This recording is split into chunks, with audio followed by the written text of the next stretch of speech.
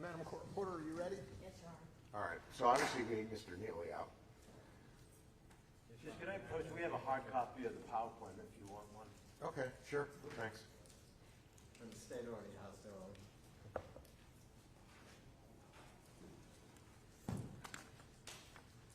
It's in color and everything. Color and everything. Fancy.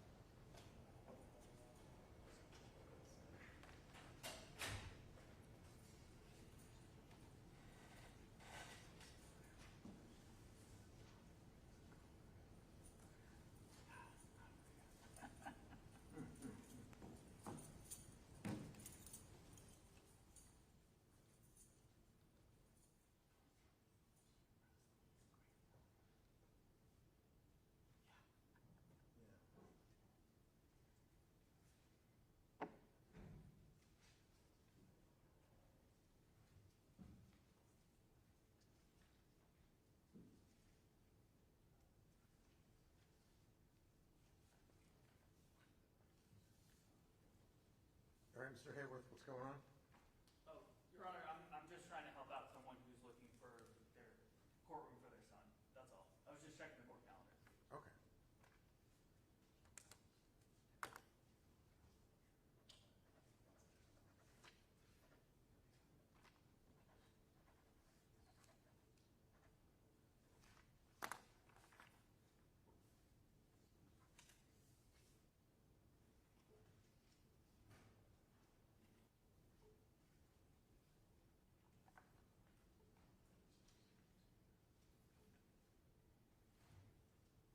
Do we have an estimated time of arrival? Momentarily, Your Honor. Momentarily.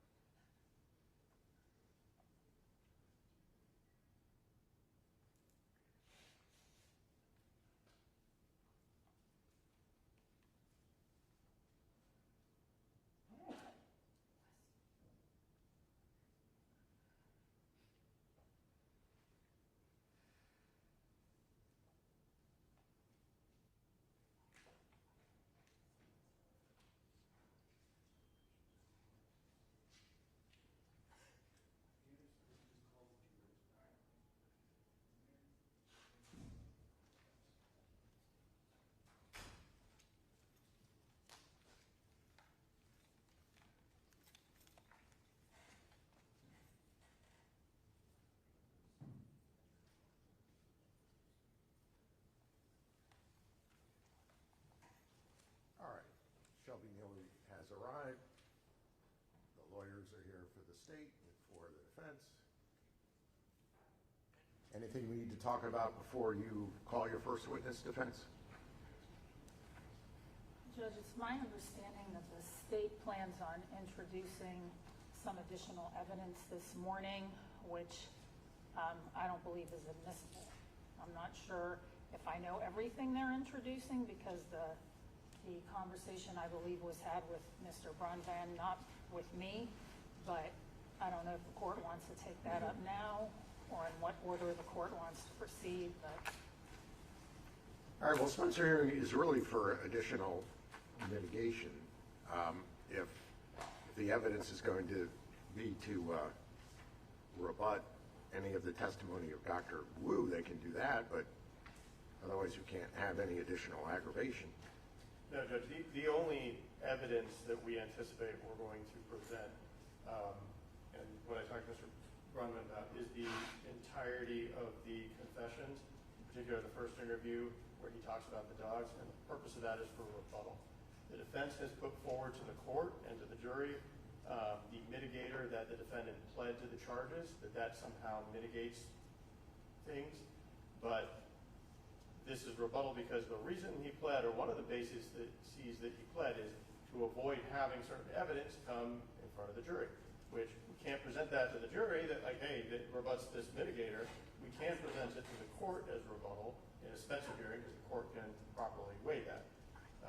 Because as we all know in the legal analysis, had he not pled to the charges, everything about the dogs would have absolutely gone to guilt. It shows that he knew the house, knew where he was, knew the things that happened. It makes his confession accurate. There's no way that gets excluded in a guilt-based trial. So for purposes of rebutting the plea, or the mitigator of the plea, and we understand it doesn't eliminate it, it just goes to the weight that the court should give it.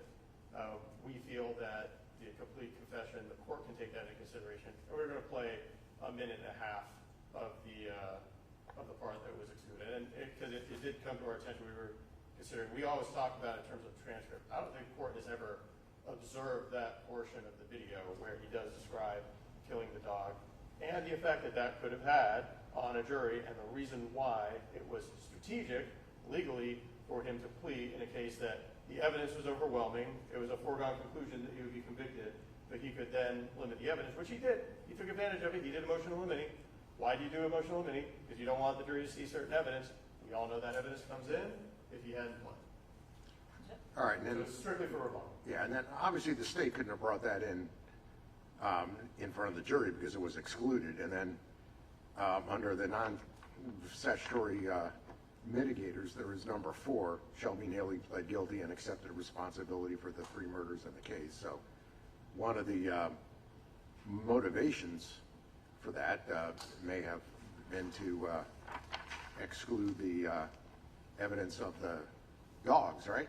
May I be heard? That's Sure. not correct, Your Honor. And First of all, if I could just add, in terms, we could either use the court exhibit 1 and just agree that it's authentic, because I think we put the whole thing in as a court exhibit, or we made another copy. So we don't even necessarily have to call a witness, and that's what Mr. Grundman and I spoke about is it necessary to have Detective Anderson, who is present, come and authenticate it or not? And I think that he agreed it wouldn't be necessary to authenticate it. So, first of all, Judge, that is non-statutory aggravation. Second of all, Mr. Sarabia has absolutely no idea what motivated the plea. I can tell the court it has nothing to do with what he said, but I'm not obligated to reveal attorney-client privilege. And if the court is considering allowing that evidence, then I would ask to approach the court ex parte with the consent of my client, to explain to the court why the plea happened the way it did. All right, well, the motivation itself may not be all that relevant. I mean, the fact is that he pled guilty, and a result of that is that the evidence does not come in regard to the dogs. Now, we could probably just agree that I can read the transcript. To be quite honest with you, obviously, I've read every word of both transcripts, so I already know what the situation is. I had to know about it in order to decide if it was excluded or not during the penalty phase. The defense does not agree to that and objects based on what I've already indicated. All right, so does the state just want me to look at the transcripts, or do you actually want to play the video? I think the video itself, because again, the court, the defense is making arguments about, it really goes to weight, right? And how much should the court weigh it in regards to rebuttal for the mitigator that they put forward? And part of the issue of the weight is the jury would have seen the defendant say these things, so the court has to see what the defendant looks like within the context of the interview and how that motivates and how that changes the scope of what the evidence presentation was and what they heard. So, again, it's a minute and a half. We'll easily be able to queue it up. We were hoping to just play that portion, not the entire interview, because there are a lot of things that were cut out, all of which the court can read about, but there's a minute and a half where he describes in detail and first lies about it and mitigates, and it all helps build a picture that I think rebuts some of the things that they put forward, specifically. When Mr. Sarabia says there are other things that were also excluded that the court can read about, defense objects to that as well. So I don't know.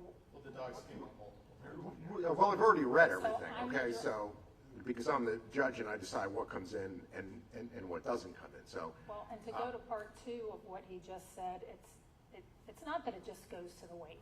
It's the argument from the defense. I'm not arguing whether the court gives it weight, doesn't give it weight, because the argument from defense is it doesn't come in. It is non-statutory aggravation. He has absolutely zero clue, Your Honor, what motivated this plea. Again, I'm happy to inform the court ex parte with the consent of the client because that is attorney-client privilege. All right, well, since I already know what he's going to say, let me just say that this isn't going to have a whole lot of effect on anything. Number one is the court's not going to consider it as the statutory aggravator at all. It could be relevant in regard to the weight that is given to non-statutory mitigator number 4, which is Shelby Nealy pled guilty and accepted responsibility for the 3 murders in the case. And it was actually the court that brought up the issue with the dogs to begin with, and then Mr. Brunbond did vehemently agree that it was an issue. I remember all that. So I think it can go to the weight as to non-statutory mitigator number 4. But since I already know what he said, I can tell you in advance I'm not going to consider it as an aggravator, and it's not going to have a whole lot of effect, but I'll allow the state to play that. So do we want to do that first, or do we want to hear from Dr. Wu first? If the defense is agreeing to authenticity, then we wouldn't be calling witnesses, so we don't care when we do it. If the defense is not agreeing to authenticity, which, again, I have no reason to believe they would, it would be easy to get Detective Anderson in and out of here. But. All right. Well, and Dr. Wu's been waiting, and it's 5:30 or whatever his time there, so. All right, so I just asked what you want to do first. We can take So Dr. if Wu. your answer is Dr. Wu, that's fine, because I gave you that choice. All right, so we'll go ahead and admit him.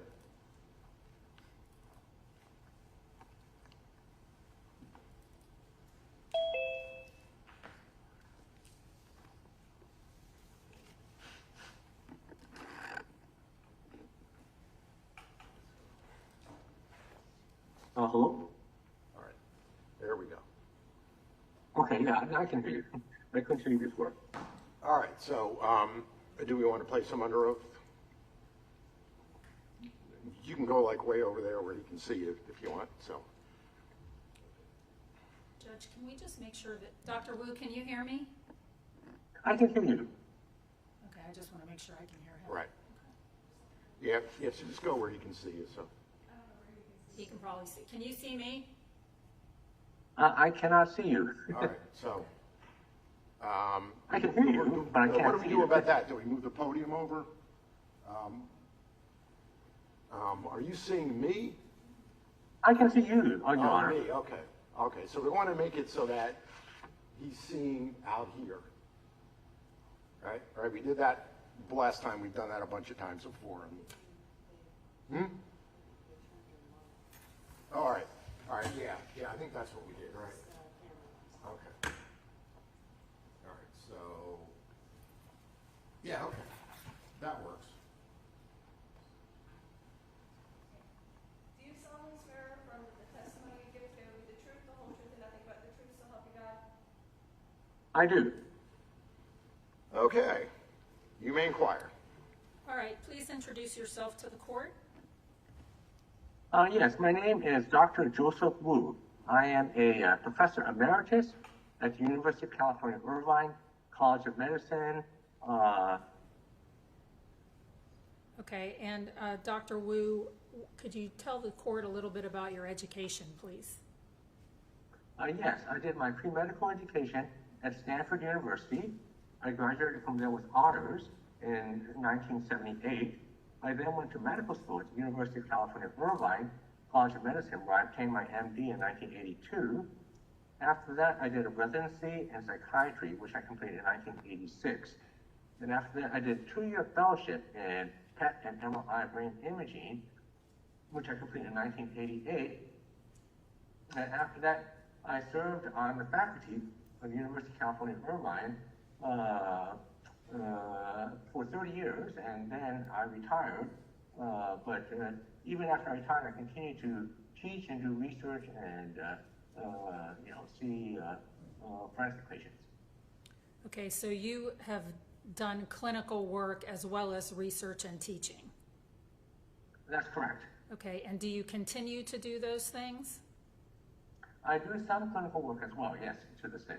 Okay, and could you tell the judge a little bit about your experience and your expertise specifically in the area of brain imaging?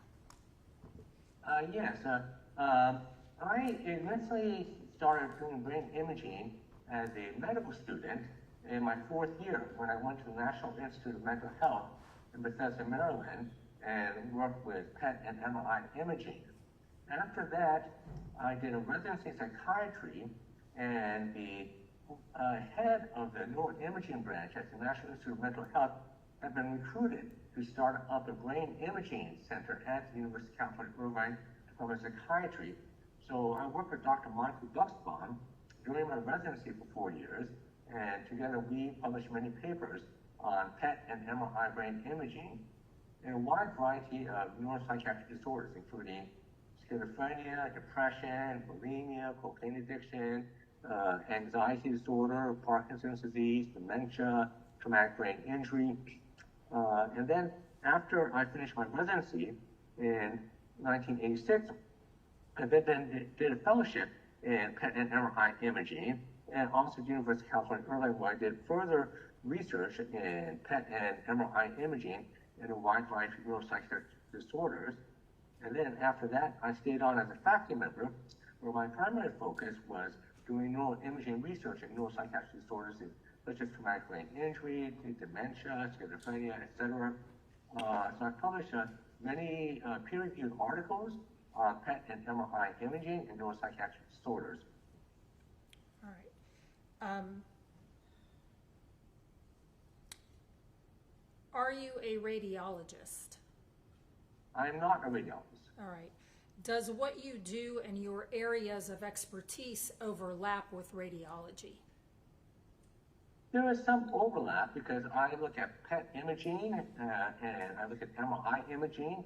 Radiologists look at PET and MRI imaging, but I tend to look at PET and MRI imaging more from a statistical analytical perspective. I try to analyze these things statistically and compare them with normative control groups to determine how significantly different PET and MRI imaging are from normals, whereas most radiologists are trained to visually eyeball PET and MRI imaging and determine if a PET or MRI imaging is clinically abnormal by eyeballing. So most of them don't have extensive statistical image analysis experience.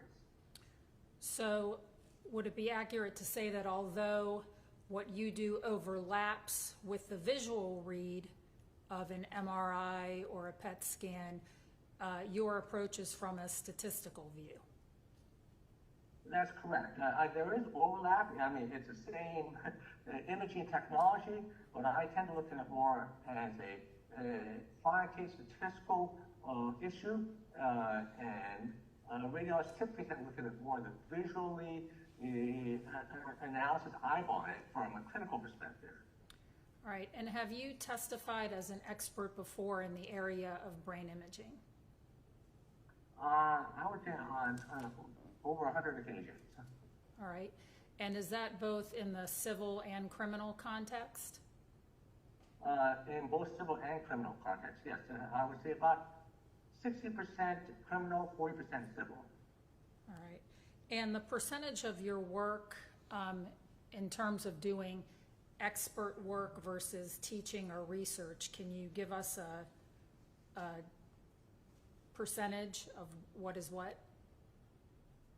Well, I would say currently, I would say probably about half my time is spent doing forensic expert witness work, and the other half of my time is spent doing teaching and research.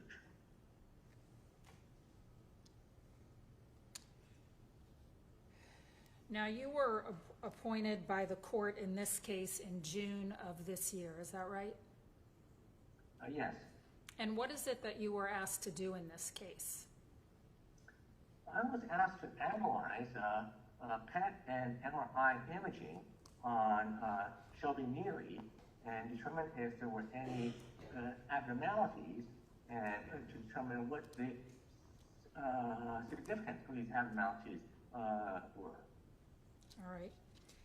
And you were provided scans that were performed by Rose Radiology in Tampa? Yes.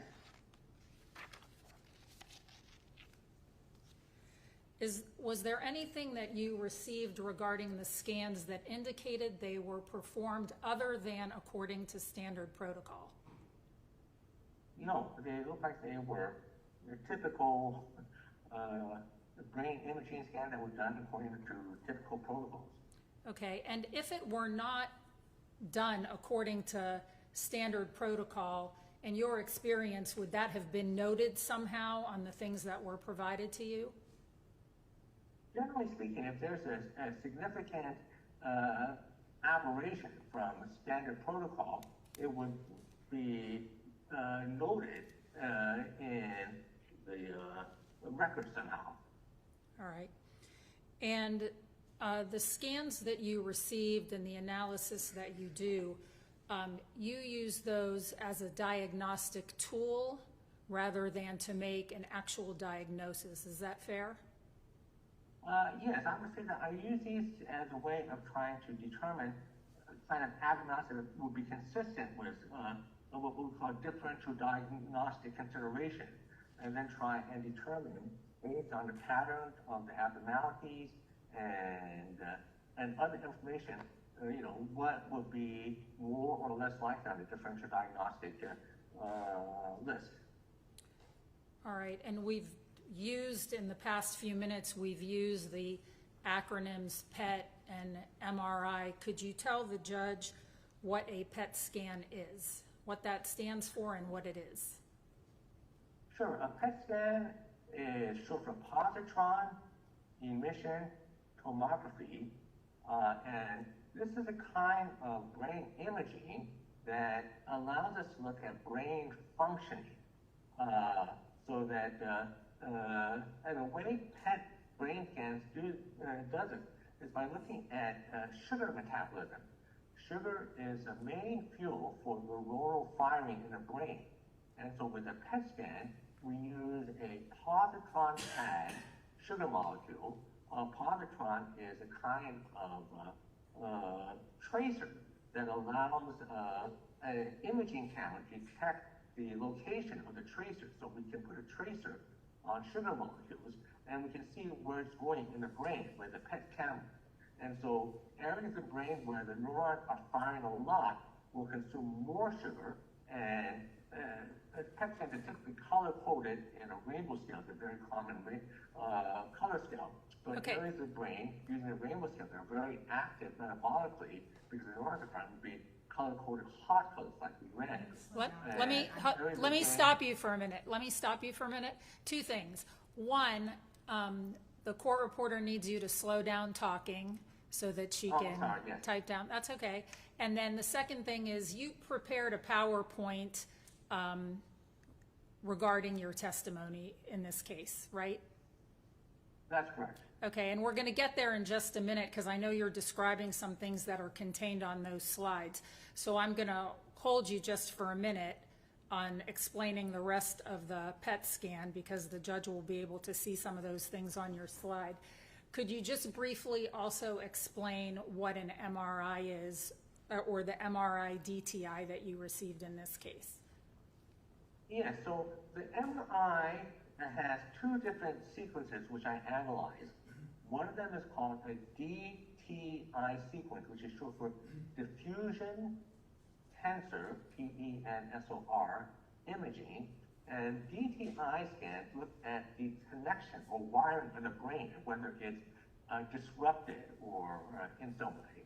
And the second kind of MRI sequence that I analyzed is something called quantitative volumetrics, which looks at the size of different structures in the brain and sees whether or not they are shrunken or atrophied, or whether they're swollen and enlarged. And both can be indications of some kind of abnormality clinically. Okay, and do you cross-correlate these scans in order to determine your conclusion of what the most likely diagnosis might be? Yes, I cross-correlate in several different ways. First of all, I cross-correlate between different imaging modalities. So I'm trying to see, are there abnormalities on a PET, abnormalities on a DTI, abnormalities on quantitative volumetrics?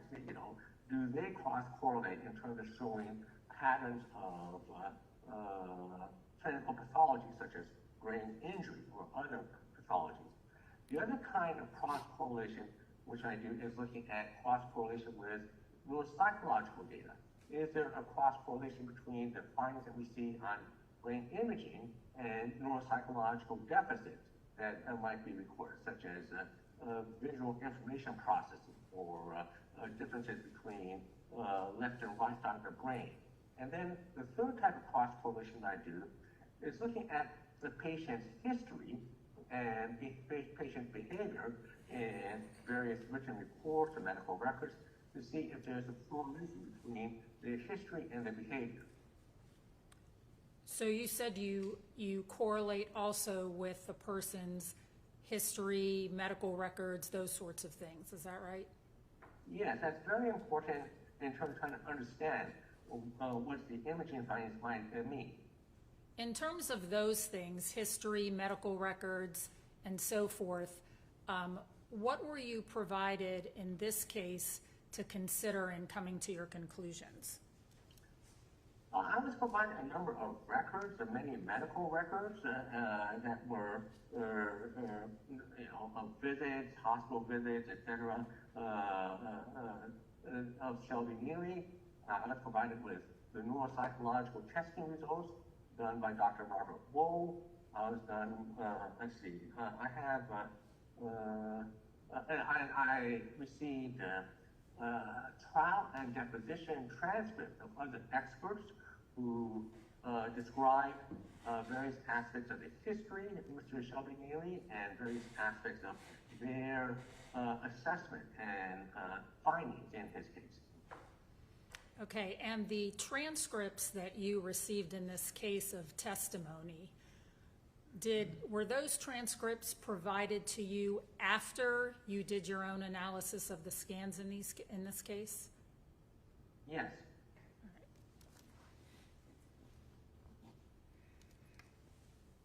All right, so the PowerPoint that you prepared in reference to Mr. Nealy's case, will that assist you in your testimony and the judge being able to more clearly understand your testimony in this case? Yeah, I believe a picture is worth 1,000 words, and especially with brain imaging, I think having pictures is very, very helpful to try and explain what's going on. All right. Judge, could I have just a moment? You may.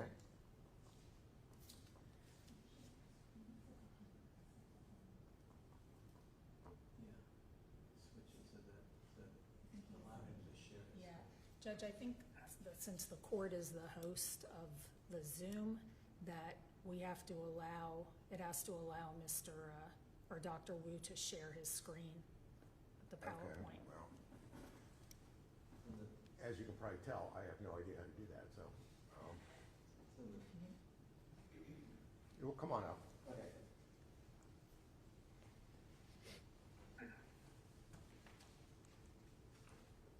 See that little green button there in the center on the bottom? This one? Oh. No, wait, that's not it. Where is, go ahead and exit out of that. See the participant where you see the little people down on the bottom? All the way, I think it's 2 over from there, right there. Is that it? Should be a thing where you, 3 little, Maybe it's under more here? do you mind if I come up? I don't mind at all. All right. Okay.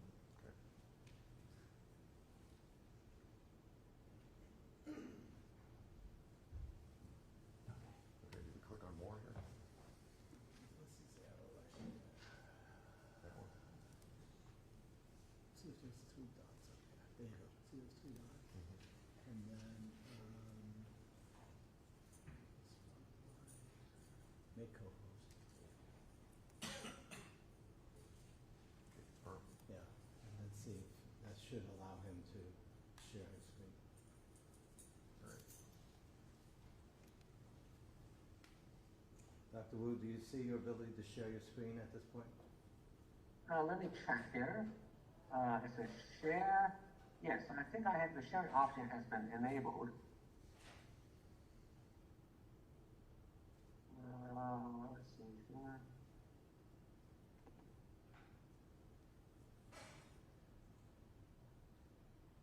Yeah. All right. Thank you. Okay, well, let me go to it. There we go. All right, I believe you're showing slide 1, is that right? Yes, yes, that's correct. Oh. So Are you slide able, 1, let me ask you, Dr. Wu, are you able to blow that up more, like into a presentation view? let's see, I'm trying to see, okay, I think I have to switch the sharing screen. I think I'm showing the presenter view, so I have to start the share and then shift the view to the other screen. Let's see here.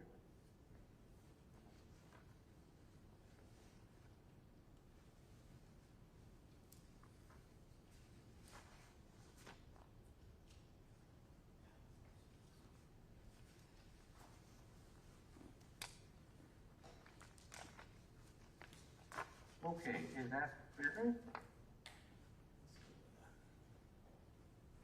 I don't think it can be made bigger. Oh, That's fine. hello? Is that better? Well, the court and the That's- state have, Right, Have so that's what I copies was just that gonna are say. nice and big, That's so- fine, that's fine, Doctor. The judge has a copy of the PowerPoint as well, so. Okay. If you could just tell us what slide 1 is. Well, slide 1 is an overview of the 3 different types of imaging assessments that I did, the PET scan, the ETI scan, the quantitative volumetric scan, and it's a summary of the findings that I noted, which is that there are multiple brain lesions in a circuit that affect the ability to regulate aggression, which are, in my opinion, likely due to traumatic brain injuries. And these also include lesions which affect the ability to experience and process normal guilt and shame, which would normally serve to inhibit certain types of aggressive behaviors. And that there are also abnormalities in his brain pattern which are consistent with other psychiatric diagnoses besides traumatic brain injury, which include, for example, post-traumatic stress disorder, and which include neurological consequences of adverse childhood experiences, most of which are also known to be associated with impaired regulation of aggression. And these are all your findings as to Mr. Nealy? Yes, in Mr. Nealy's case, that's correct. All right, and did you come to these conclusions within a reasonable degree of medical certainty? I did, yes. All right, if we go on to the second slide, that's entitled PET scans. I know you have some things listed there. Let me just ask you first, I know you said that the PET scan is an imaging tool, and it's something that can provide corroborative data for abnormal neuropsychological issues. Is that right? Or testing? That's correct. Okay. Now, does it also provide objective evidence of neuropsychiatric abnormalities? That's correct. It provides objective, quantifiable evidence of neuropsychiatric clinical disorders. All right. And what are some examples of neuropsychiatric disorders? Well, traumatic brain injury is certainly a neuropsychiatric disorder, which can have very significant effects on the ability to regulate behavior, including aggressive impulses, and can also impair judgment and impair, cognition in general. And then other types of neuropsychiatric disorders include post-traumatic stress disorder, and these are disorders in which an individual has been exposed to certain kind of trauma. We can have what we call complex post-traumatic stress disorder, which include adverse childhood experiences such as sexual abuse and other issues, which can adversely affect the development of the brain, which can also lead to a greater likelihood neurologically of impairment in the ability to regulate aggression and to exercise proper judgment. And it looks like your slide 2 that we have here, you're basically trying to get the point across of the use of PET scans and how often it's used and its acceptance in the scientific community. Is that accurate? That's correct. I mean, PET scans have been around for decades. There have been hundreds and hundreds of articles that have been published using brain PET scans to assess various neurological and psychiatric disorders. And then if we go to slide 3, what are you trying to show there?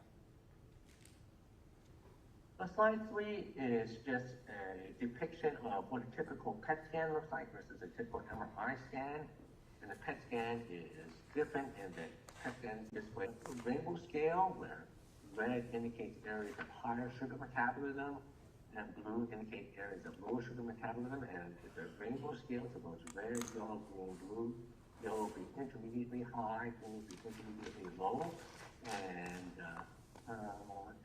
it's different than an MRI scan. Let me stop you for just a minute. Are you having trouble hearing him? Because I am a little bit too. Is there any way to turn up the volume, Judge? I don't know if it's up as high as it'll go, or I guess the speaker volume.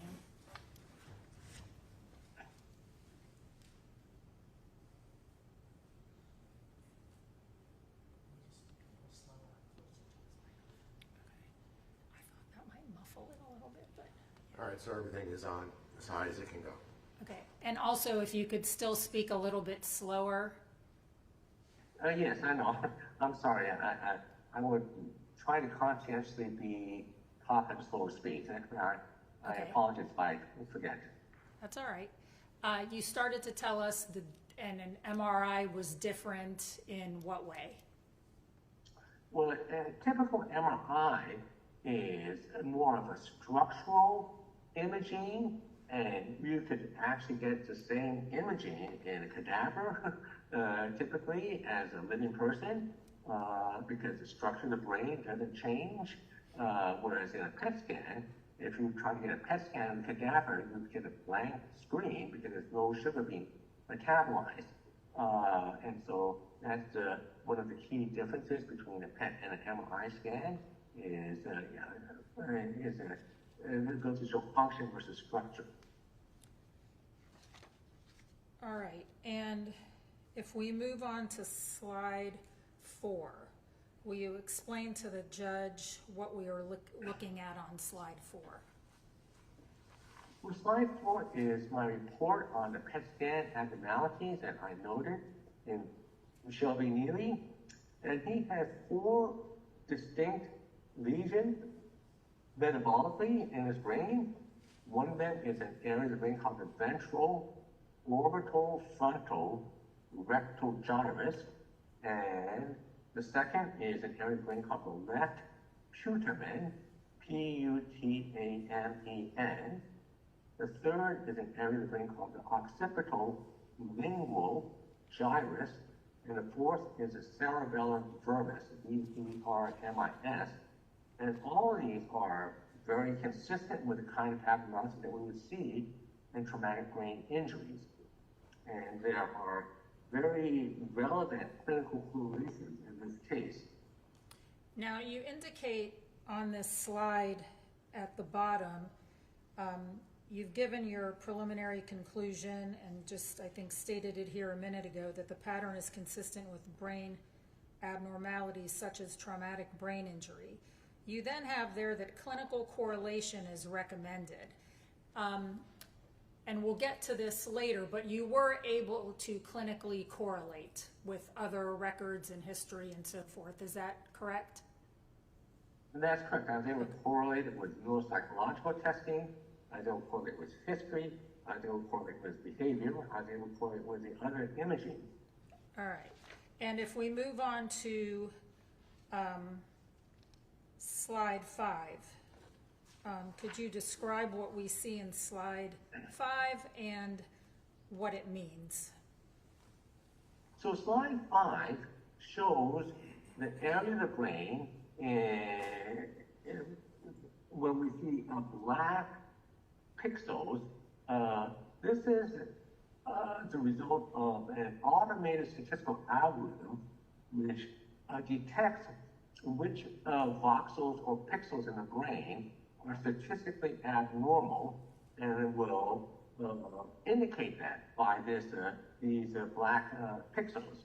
And the table underneath represents the metabolic values that are measured in this region in Mr. Nealy, and then it compares his metabolic value in this region, the Brodmann area 11, also known as the rectal gyrus, part of the orbitofrontal lobe, with the typical values. All right, hang on. Stop for just a minute. The court reporter is having trouble understanding you, probably because some of this is very medical language. So.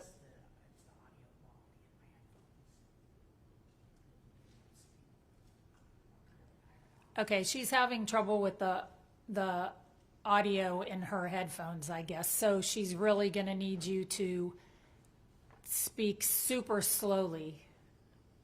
Okay.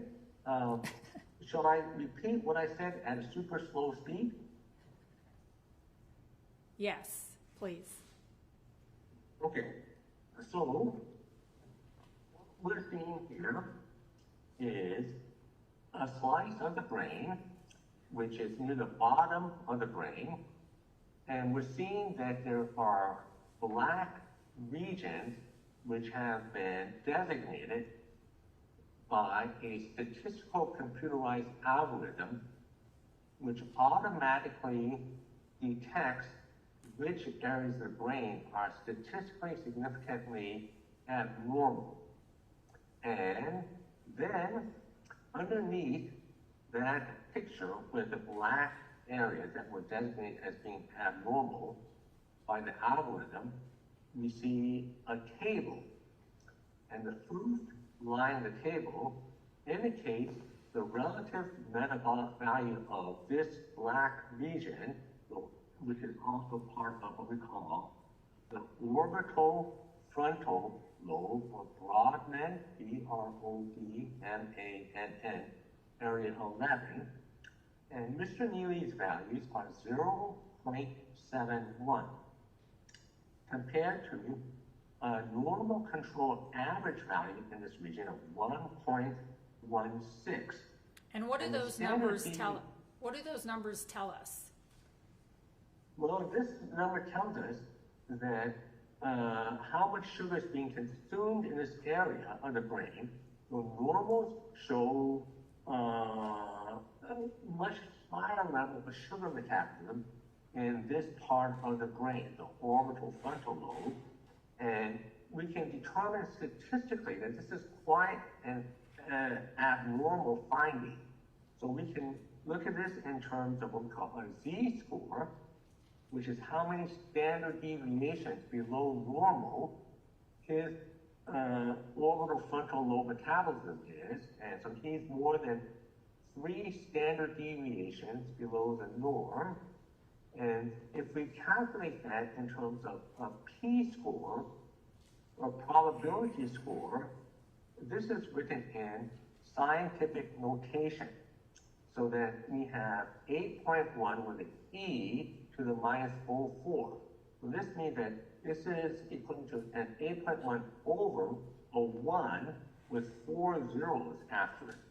A 1 with 4 zeros after it would be 10,000. And the odds of this occurring by chance alone are 8 out of 10,000. So Now, let me stop you for just a minute. Let me stop you for just a minute.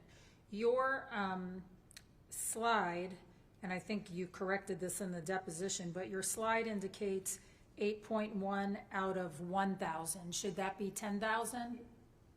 It should be 10,000. That's 1 with 3 zeros after it. So it should be 1 with 4 zeros after it, because that's what the e to the minus 0.04 represents. Okay. And could you explain for the court what the significance or function of the orbitofrontal lobe? The orbitofrontal lobe is very important for helping individuals to function properly socially. This is an area of the brain where if this area of the brain is damaged, people have a very difficult time in many circumstances, not every second of the day, every minute of the day, but they will be often very socially inappropriate and will oftentimes be aggressive in a way that is socially inappropriate. And this was an area of the brain that was actually first discovered when there was a railroad worker named Phineas Gage who was working on a transcontinental railroad, and he was tamping explosives into a drilled hole in rock with a tamping rod, which is a metal rod about 3 or 4 feet long. And when he was tamping it, the explosive detonated prematurely and shot the tamping rod straight up through the orbitofrontal lobe of his brain, almost exactly the area that we see in Mr. Nealy. And Mr. Phineas Gage changed from being a very conscientious, responsible supervisor to someone who became aggressively inappropriate. And that was probably the first case of neuropsychiatry. There have been many, many other cases since that time, but in which we have seen that individuals who have lesions in this area become disinhibited in terms of their ability to conform their behavior to social norms. And so this is a very important area in the brain when it's operating properly to help people to conform their behavior to social norms. And when it's not operating properly, people have significant difficulty with that. Okay, so would it be fair to say that this part of the brain plays an inhibitory role in aggression? Yes, it's a very important region of the brain for inhibiting inappropriate aggression. And in Mr. Nealy's case, abnormally inhibiting aggression. That's correct. So there's a failure to be able to inhibit inappropriate aggression in Mr. Nealy's case, which is very evident from the reason why we're here. And this is, I believe, tied to this area of the brain, which shows a significant statistical decrease in activity, and which is, in my opinion, the most likely cause for this was his history of head traumas. Okay, and we'll get to some of that in just a little bit. Can we move on to slide 6? And if you would please describe and explain that slide for the judge. So this is another part of the brain here, and we're talking here about the two black spots. We're talking in this case about the black spot near the bottom of the brain. And this spot in the brain is called the cerebellar vermis, V-E-R-M-I-S, and he also shows a very statistically significant decrease in this area. Again, the odds of this occurring are 2.7 divided by a 1 with 4 zeros there, because that's what the E with minus 04 means, so 1 out of 2.7 over 10,000. So highly abnormal, and this is a second brain region that's very important for inhibiting inappropriate aggressive impulses. The brain has many different systems to check inappropriate impulses, and so besides the orbitofrontal region, there's also the cerebellar vermis region, and he has both of these systems taken out in his brain, which would make it much harder for him to inhibit inappropriate aggressive impulses because of neurological damage, in my opinion. And would the most likely cause of damage in this area be from head trauma? In my opinion, that is the most likely cause for this specific lesion in the cerebellar vermis, yes. And if we could move on to slide 7.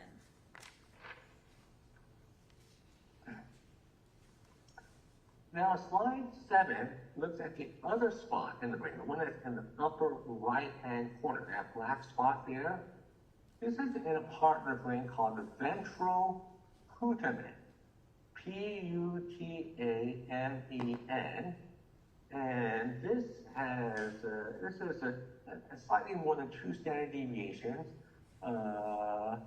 below the norm. The odds is occurring about 1 out of 100, and so statistically, anything less than 5 out of 100 is generally considered significant for this type of analysis. And this is also an area of the brain that is associated with an impaired ability to regulate aggression. The proper function of the putamen is important for pro-social behavior, and it is a critical part of a circuit that triggers areas of the brain that process guilt and shame. And so when this area of the brain is damaged, a person is neurologically impaired in their ability to experience guilt and shame. I'm not saying complete lack, but there is a significant impairment. And you explain that more on slide 8? Yes. So there are circuits in the brain, and this ventral putamen, if you look in this diagram, is part of a circuit which goes to 2 other nodes in the circuit, the lobus pallidus and the thalamus, and then to the anterior cingulate. And the anterior cingulate of the brain is the area of the brain that is associated with guilt and morality. So, for example, with obsessive compulsive disorder, people have overly conscientious guilt or morality. They have overactive anterior cingulate. And but here, if the ventral putamen is damaged, that ability to activate that guilt and morality center of the brain is going to be impaired, and that is going to result in decreased ability to regulate aggressive impulse if you can't experience shame or guilt of aggressive ideas. So when you say it results in an inability to feel some shame or guilt, that does not mean that someone cannot be remorseful, does it? It doesn't mean they have no shame or guilt. It doesn't mean that they haven't experienced some remorse. It just means that is impaired, so that they're not going to have a normally processing guilt or shame. And so would ideally murdering someone. For most people, even if you have fantasies about this, most people, their guilt or shame or morality would keep them from acting out on these kind of impulses. And when we talk about guilt and shame, are we talking about cognitive functions? There are different kinds of cognitive functions. There are what we call cognitive functions like planning, but then there are also cognitive functions in what we call emotional and social areas. And so this doesn't mean that someone doesn't have the ability to plan activities. It means that their ability to exercise proper emotional and moral intelligence is impaired. All right, and if we move on to slide 9, before you explain what it shows, you talk about on slide 9 the occipital lobe and the lingual gyrus. Could you tell us what those things are and the significance and function of those things? And so the occipital lobe is a part of the brain in the back of the head which processes visual information. So Nealy shows a more than 5 standard deviations decrease in the back of this area, the occipital lobe, the visual information processing. The odds of this differential chance are 2.8 divided by 1 with 7 zeros after it, which would be 10 million. And again, this is consistent with traumatic brain injury, and it's also consistent with neuropsychological testing by Dr. Robert Woe.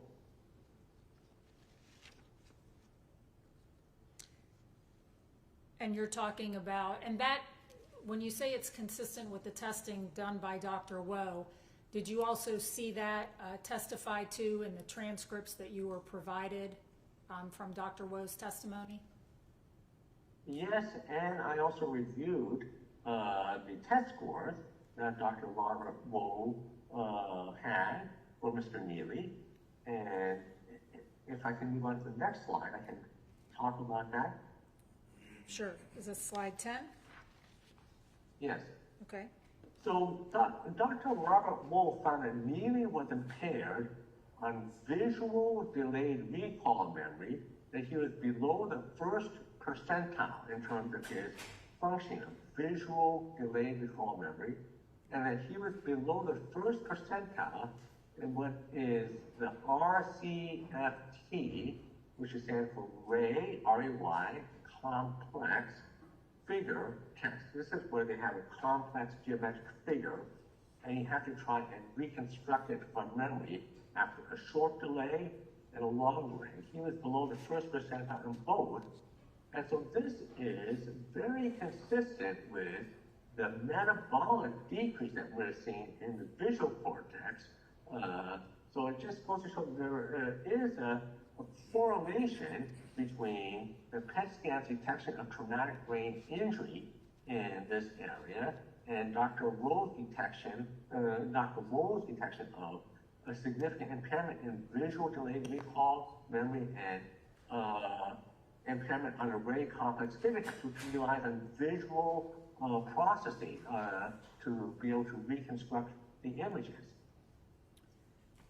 All right. right, now in slides 11 and 12, these are the things that you have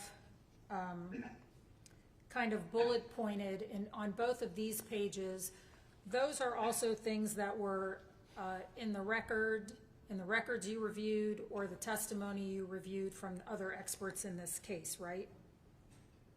That's correct. All right, and these are, you have things listed that we heard about where he lost consciousness, had some scans, and I believe it was December of 2012, that he became more violent after a head injury, when he committed an act of domestic violence in 2013 on his first wife, Caitlin. He had been hit in the head with a broomstick. This is on slide 12, according to the Cleveland admission notes, and had a cephalohematoma over his right head when Jamie committed an act of domestic violence on him. And then he was also hit in 2016 with a frying pan by Jamie as well. Those things that you have listed there, do you have that as part of your testimony and presentation here to show that it substantiates what you are seeing on the scans? Yes, and those kinds of events that occurred where he fell and he had a severe right temporal headache, he had a epidural hematoma in the right temporal region, and he had a right temporal bone fracture. I mean, these are, that's certainly the kind of traumatic brain injury that could cause the lesions that I saw in Mr. Nealy, in the occipital lobe, the putamen, over the frontal lobe, cerebellum, now he also sustained other head injuries as well, being hit in the head with a broomstick, with developing cephalohematoma over the right head, where she broke the handle of the broom over him, and being hit in the head again with a frying pan. So he's had multiple head injuries, and so it's certainly consistent with the fact he has multiple lesions on his PET scan, and I think that, that seems to be the most probable cause, in my opinion, for the lesion that he has on the PET scan. All right, so if we move on to slide 13, that's where you start talking about the MRI DTI. Yes. And the MRI DTI, is this a more sensitive imaging tool that's used to detect signs of traumatic brain injury as opposed to older MRIs?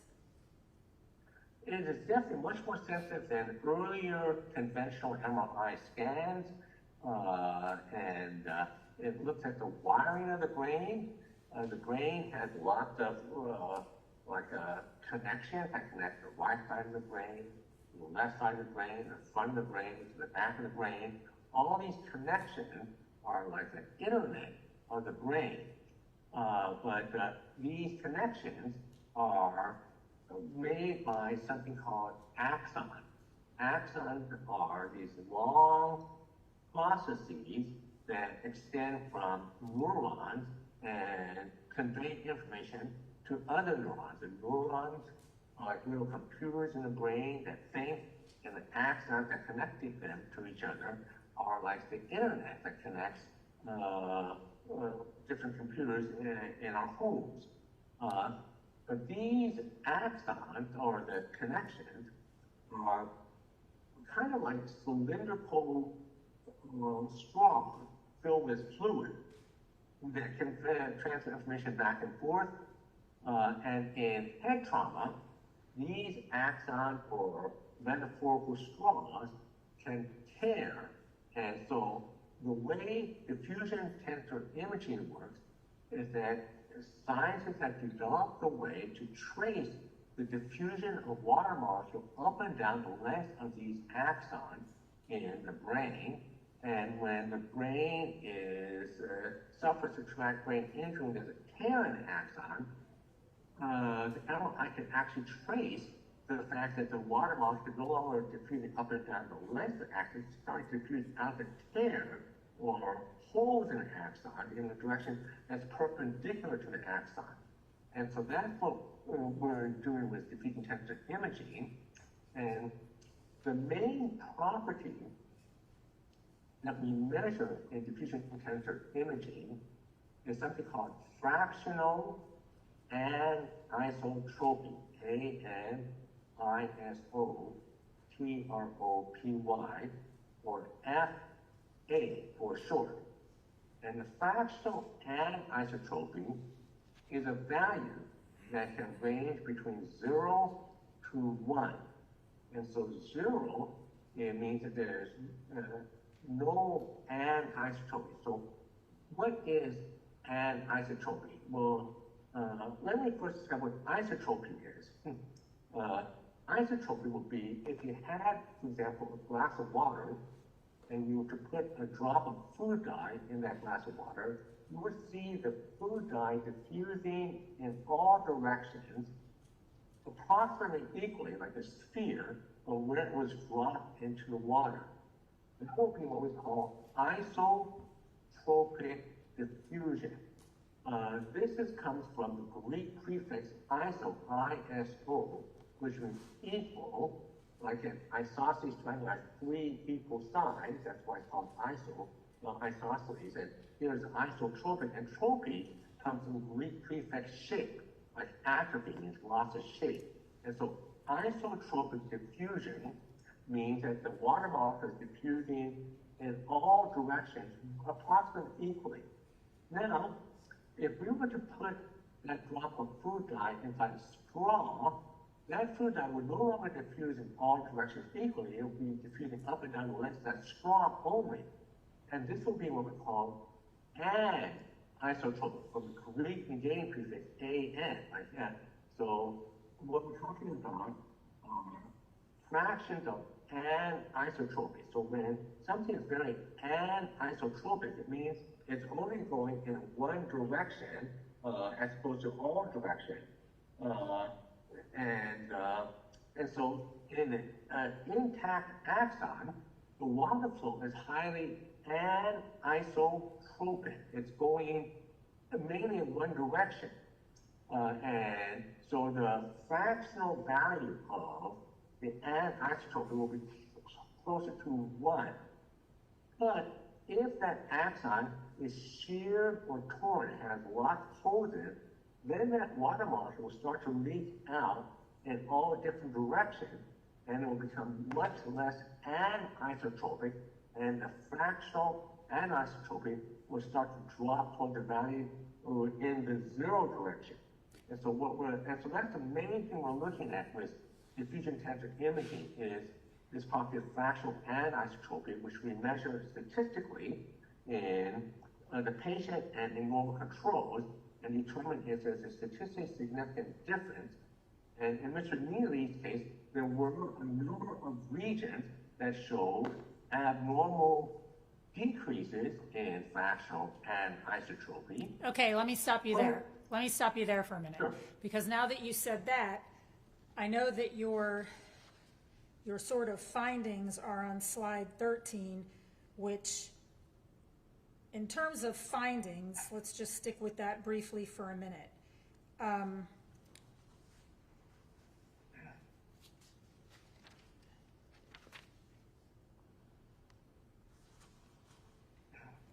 This imaging also corroborated the other imaging, the PET scan imaging, in terms of multiple traumatic brain injuries or TBIs. Is that accurate? Along with records and history. Is that fair?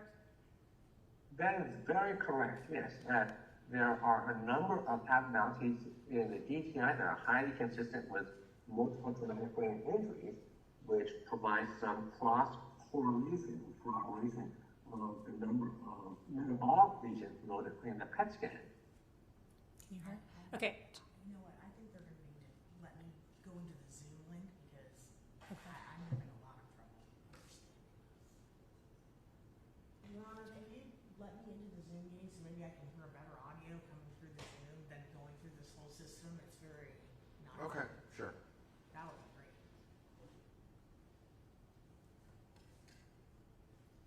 All right, so, I think my Jay's gonna have to give you the Zoom link, right? We're right. You could send the invite from, Dr. Wu, it's just going to take a couple of minutes because we need to let the court reporter into the Zoom link. While that's happening, can we take Okay, can I use the restroom during this time? Yeah, let's take a break. Maybe I He can- needs, Yeah. All right, yes. all right, let's take a 15-minute break, okay? Okay, great, okay, thank you.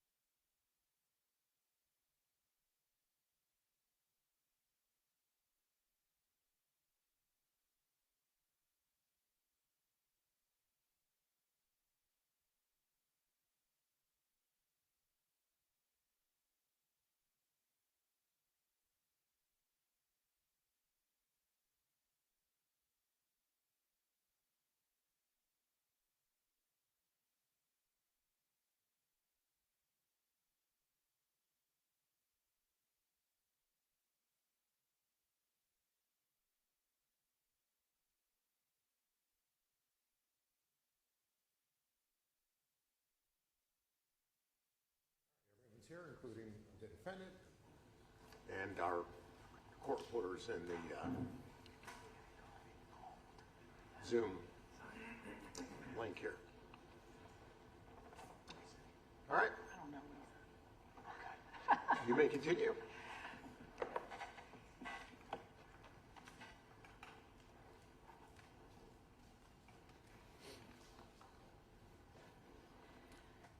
All right, Dr. Wu, can you hear me? I can hear you, yes. Okay. All right, so I'm going to call it FA for short. I think that's fractional and isotropy. So Yes. I know you've explained what all of that is and everything. If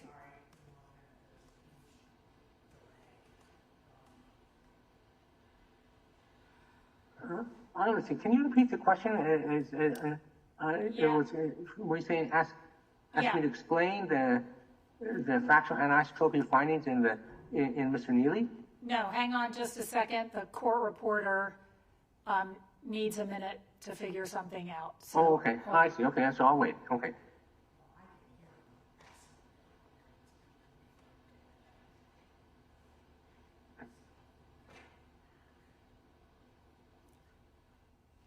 Judge, I think the court reporter needs to call whoever was up here a minute ago to come back. Okay. So we're going to take a few minutes, Dr. Wu. We're having some technical issues here. All right. That's fine. Okay. I'll just wait. All right, so we'll take a short break until we're ready.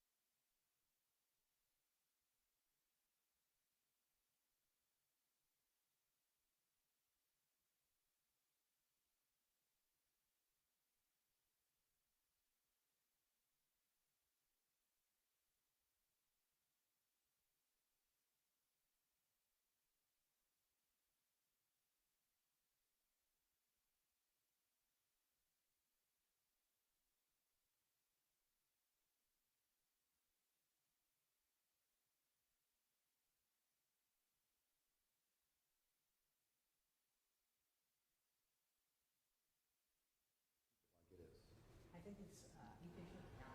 Okay. I think it's, they fixed it, it's all there now.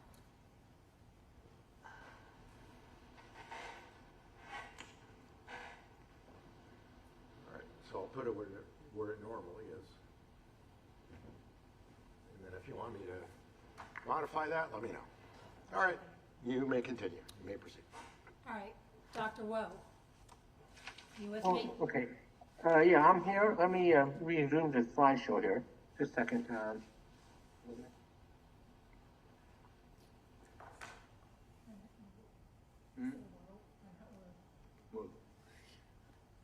And then I have to share it. Let's see.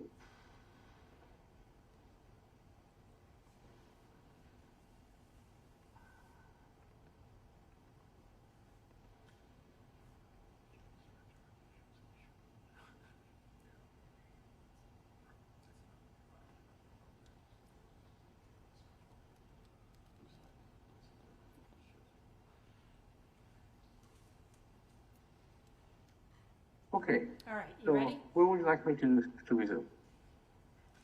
All right, why don't we go to slide 14, Okay. which I think is the next one after that, yes. And explain for the judge, if you would, what we're seeing here. I know you've already told us what FA is and what the Z-scores and P-scores represent, so if you would just kind of flush that out as it pertains to Mr. Nealy. Yes, and so what we're seeing here are decreases in FA in a fiber bundle called the corpus callosum, which connects the right side of the brain to the left side of the brain. And these are highly significant decreases, with odds of occurring by chance being 4.4 divided by 1 with 6 zeros after it, which is 1,000,000. And so these are very significant decreases in FA, and these are very consistent with head traumas. I see this all the time, head traumas.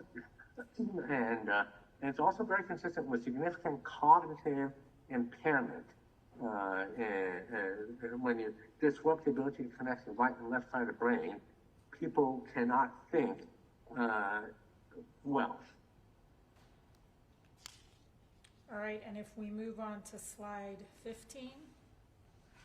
Well, this is again, it's I mentioned both the right and left side. They both show comparable decreases in him. You know, it's clear that he has a bilateral brain injuries in this area. And again, it's a part of the corpus callosum fiber, which is associated with proper cognition, and impairment in these fiber affections result in impaired thinking. And so both the PET scan and the MRI DTI scan are corroborative of traumatic brain injury. That's correct. They're both corroborative traumatic brain injuries. The kind of reasons we're seeing, the most likely cause is multiple traumatic brain injuries.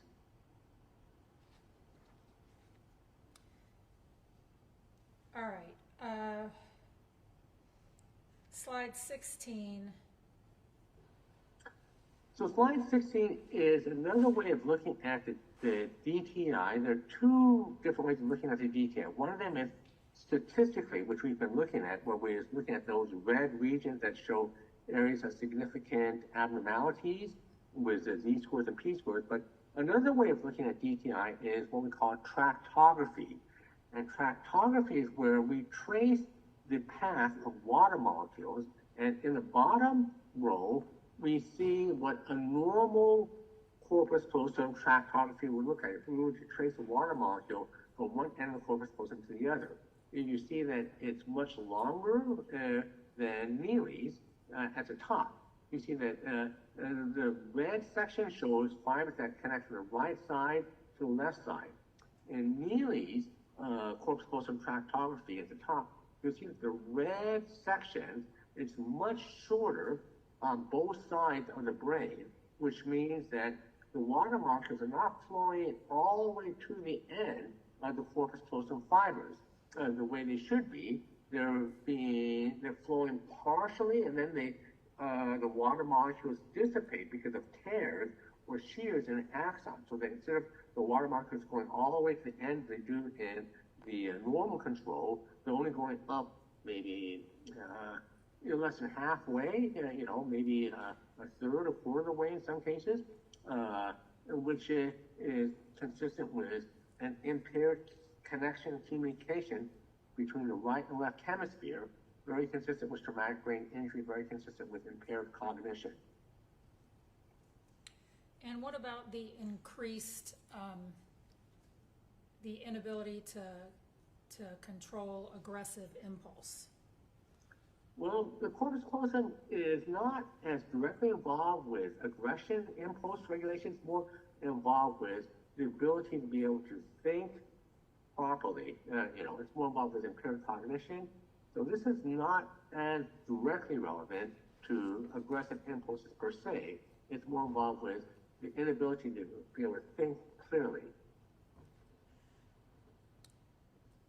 All right, and slide 17 and 18, I think maybe you can take together to explain. Yes. So what we're seeing here in Nealy is that there is an area of the brain here with this tract that's called the cortical pontine tract, and I have a schematic of that in the next slide, but this tract shows a significant decrease in Mr. Nealy, which is significant. It's 3.5 out of 1,000, and this tract connects to an area of the brain called the subthalamic nucleus, subthalamic, and this is another system in the brain which regulates aggression, and this is another system in the brain that is taken out in Mr. Nealy. It's not working correctly because this connection, which should turn on the subthalamic nucleus, is damaged. And if we move on to the next slide, please. That's 18. So the STN in this slide stands for subthalamic nucleus, and the green fiber represents the fibers that go from the cortex of the brain, then part of the cortical pontine fibers, and these basically turn on the subthalamic nucleus, which acts like a brake on inappropriate impulses.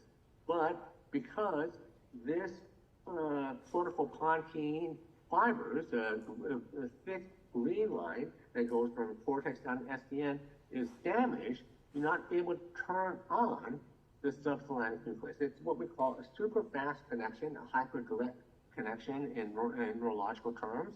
And it's considered a fast emergency brake, and he has an inability to activate this system in his brain. So this is yet another system in the brain which normally helps inhibit aggressive impulse, which is taken out. And it's a separate system from the cerebellar vermis and separate from the orbifrontal. So he has 3 different systems in the brain, all of which normally regulate aggression, all of which have been lesioned due to traumatic brain injury. And what we're seeing with Mr. Nealy here as well is seen in individuals with TBIs. This increase, with TBI, you can see abnormal increases in FA, which is believed to be due to abnormal swelling or edema of the axons, chronic long-term inflammation, as opposed to decreases.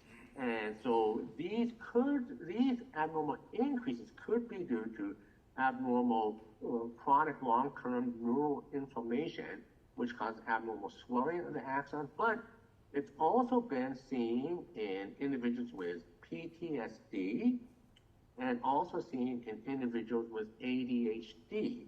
And Mr. Nealy has been diagnosed with both PTSD and ADHD. And so this abnormality is could be due to PTSD, ADHD, or traumatic brain injury, or some combination thereof. All right, and your knowledge of those things are things that were in the records or testimony or so forth that you reviewed. Is that right? Yeah, so like, for example, in testimony by Dr. Campbell, he said that he knew that Nealy had PTSD, that he was traumatized by the suicide of his biological father, that he was homeless for a while and found that traumatic. And then there was also the trauma of sexual abuse by his biological father's wife, in which his parents reported that he became changed after he came back from Texas. And so he certainly has a diagnosis of PTSD by other experts in the case, and a history that will be consistent with that. And let's see. So let me ask you something while you've paused there. As part of the neurological impairment that you spoke about in the last minute or two, does that also include the inability to adjust how decisions are made to prevent impulsivity?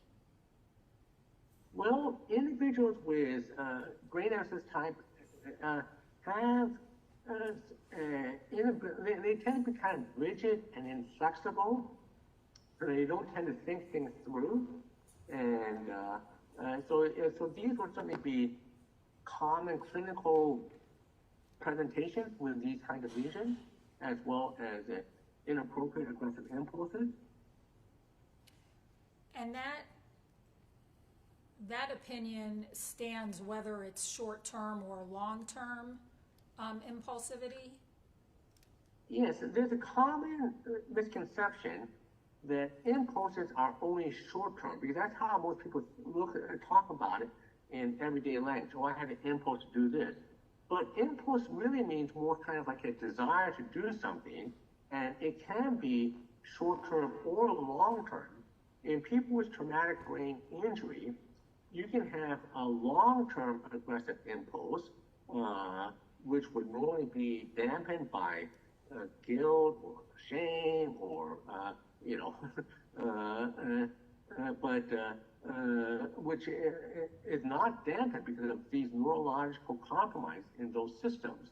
And so you can have someone who has a long-term aggressive impulse that can last months or years and would normally be inhibited neurologically, but which are not because of damage to the circuit from traumatic brain injury.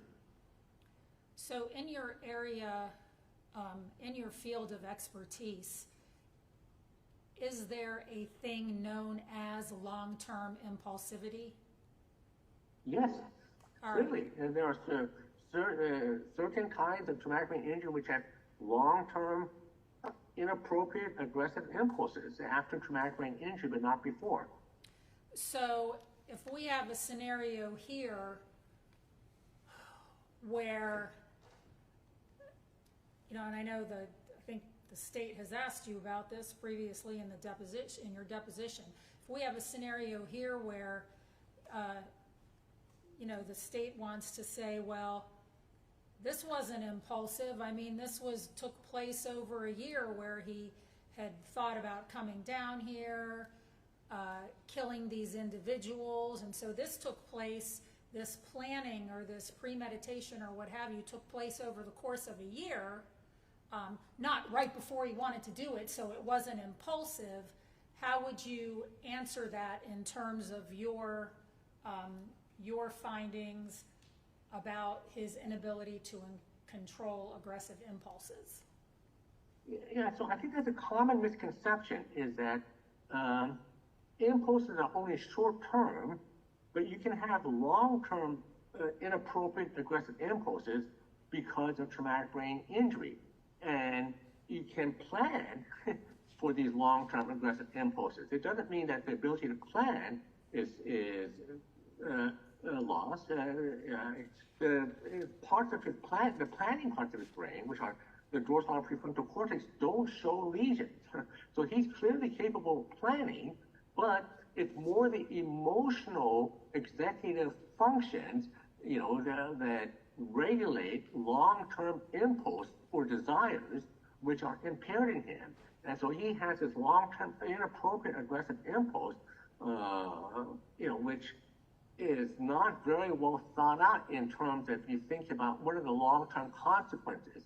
I mean, he has kind of a very, what I would call stupid plan to try and cover up, but he doesn't really think through the consequences.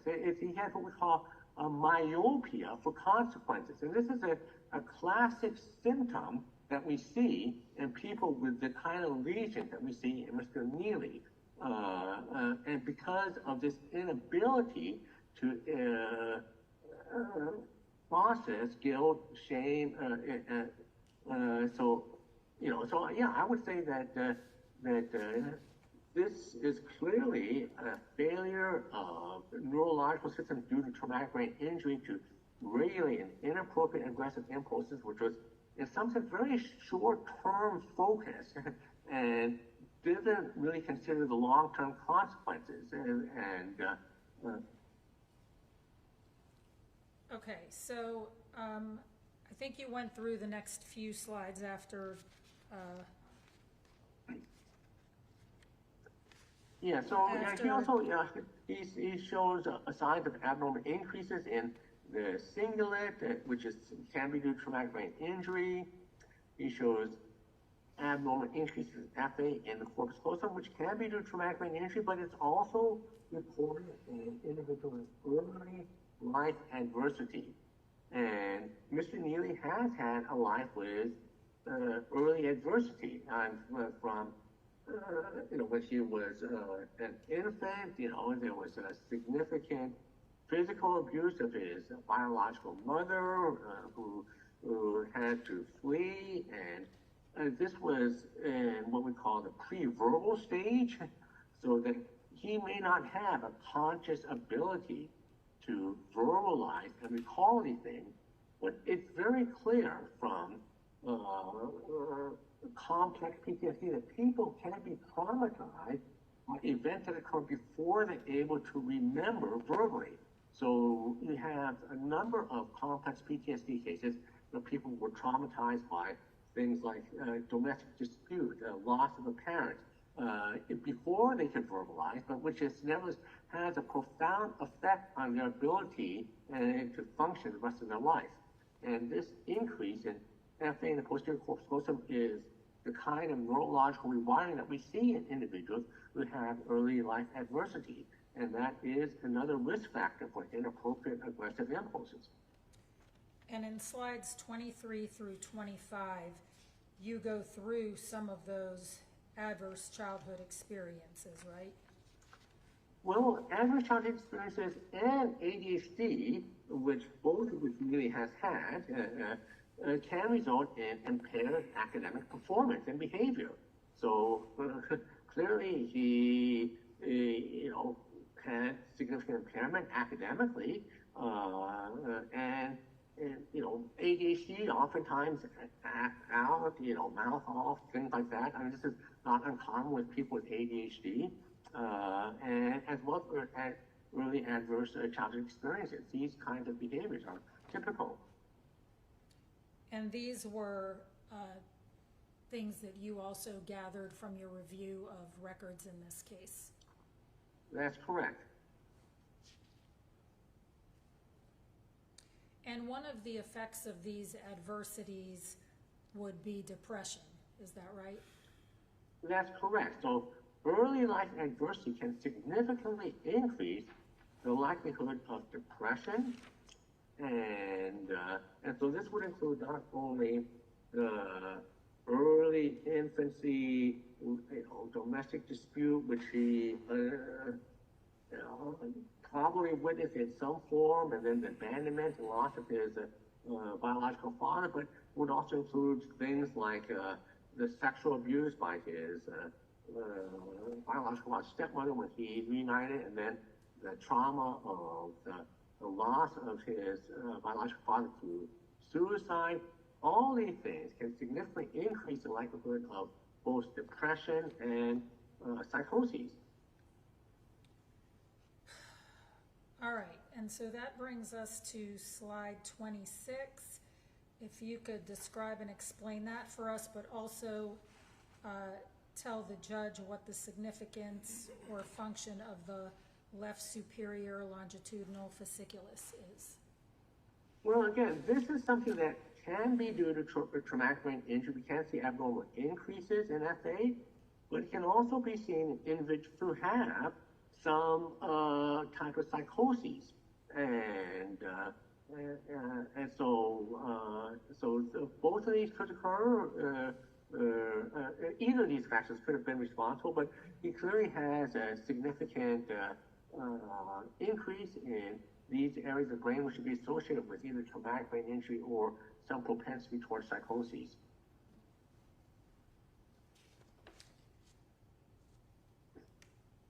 All right, and then slide 27, if you could explain that for us. So yes, other abnormalities in the area of the brain called the uncinate fasciculus, and this is astronomically high. I mean, odds is occurring by chance alone, and I misstated in the text, but in this table it's more accurate because 5.84 standard deviation Z-score will correspond to a P-score about 5.4 out of a billion. And so this has been something that's been reported in people with ADHD with trauma. And this is something that fits Nealy. His history of ADHD is history of being traumatized by sexual abuse, by the suicide of his biological father, by being homeless, by the pre-verbal loss, and that's also very important. OCD. I don't think he has OCD, but or autism. I don't think he has autism, but these are other things that have been reported. But so I think the most likely factor in his case is probably the fact that he has had history of ADHD with trauma, and this is something that we see in the literature. So I think you corrected this also in your deposition, but on slide 27, correct, yes, it says 5.4 out of 1 million. That should be 1 billion. That should be 1 billion, that's correct. So this is an astronomically high odds of this occurring by chance alone. And this particular fasciculus connects the part of the temporal lobe to the orbitofrontal cortex that we discussed earlier? That's correct. So those are both very important structures for regulation of impulses and emotions. All right, which deals with the disinhibition of aggression. That's correct.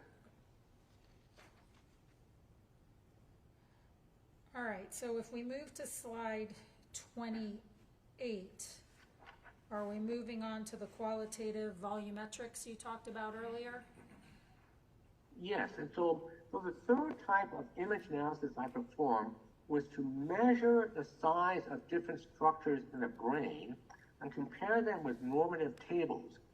And one of the things that we see in Mr. Nealy is that he shows an abnormal increase in an area of the brain called the inferior lateral ventricle, which is also known as a temporal horn of the lateral ventricle.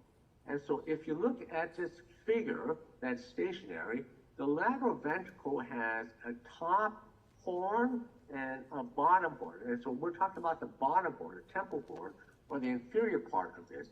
And this inferior lateral ventricle is significantly larger on the right side in Nealy, but normal on the left side. And so this is very consistent with the neuropsychological finding that Dr. Wohl found, in which he found that the nonverbal IQ, which is governed by the right side of the brain, is much lower than his verbal IQ, which is governed by the left side of the brain. And so this is another corroboration of cross-correlation between Dr. Wohl's neuropsychological testing, where the imaging and the neuropsychological findings fit like a hand in glove. All right, and this one, it looks like you have it underlined, is consistent with right-sided TBI? Yes, and right-sided TBI in particular is especially important in disinhibition of aggression in men. So if you look at women that have right-sided traumatic brain injury, they're much less likely to act out aggressively. But if you look at men with right-sided traumatic brain injury, especially in the temporal area, they're much more likely to act out aggressively. And that's because women's brains are cross-wired. So the right and left side of the brain have much more integration than the men, where the men's brain tend to be wired more within the same hemisphere. And so, in order to damage social processing in women, you have to damage pretty much both sides because there's some redundancy because of the cross-wiring. But because men don't have that cross-wiring, men don't have that kind of redundancy for damage to the right side of the brain, they can't draw upon connections to the left side of the brain because they aren't as present in them. Men tend to be wired differently than women, and and this is to represent the vulnerability in men, and that's something we see in Nealy. And this is the same side of the brain that he had the right temporal bone fracture when he fell. He had the right temporal epidural hematoma. So this is very consistent with his initial fall. Yeah. The one that you referred to back in 2012, earlier? Yes. All right. And then slide 29, if you could explain that. So slide 29 shows that he has a significant decrease in the left caudate. And again, so this is consistent with his multiple traumatic brain injuries, some that damage the right side, some that damage the left side. And the caudate nucleus in his case is more than 2 standard deviations lower than normal. And the caudate is an important part of what we call part of the brain involved in pro-social behavior. And so damage to the right caudate is going to impair your ability to engage in pro-social behavior to observe social norms. So, Dr. Wu, when you used the word pro-social earlier also, so I'm going to ask this question now that you've mentioned it again. When I think we as lay people think of pro-social, we think the opposite of that obviously is antisocial. So the fact that you're using this phrase pro-social, does that, or lacking pro-social, does that mean that Mr. Nealy has antisocial personality disorder?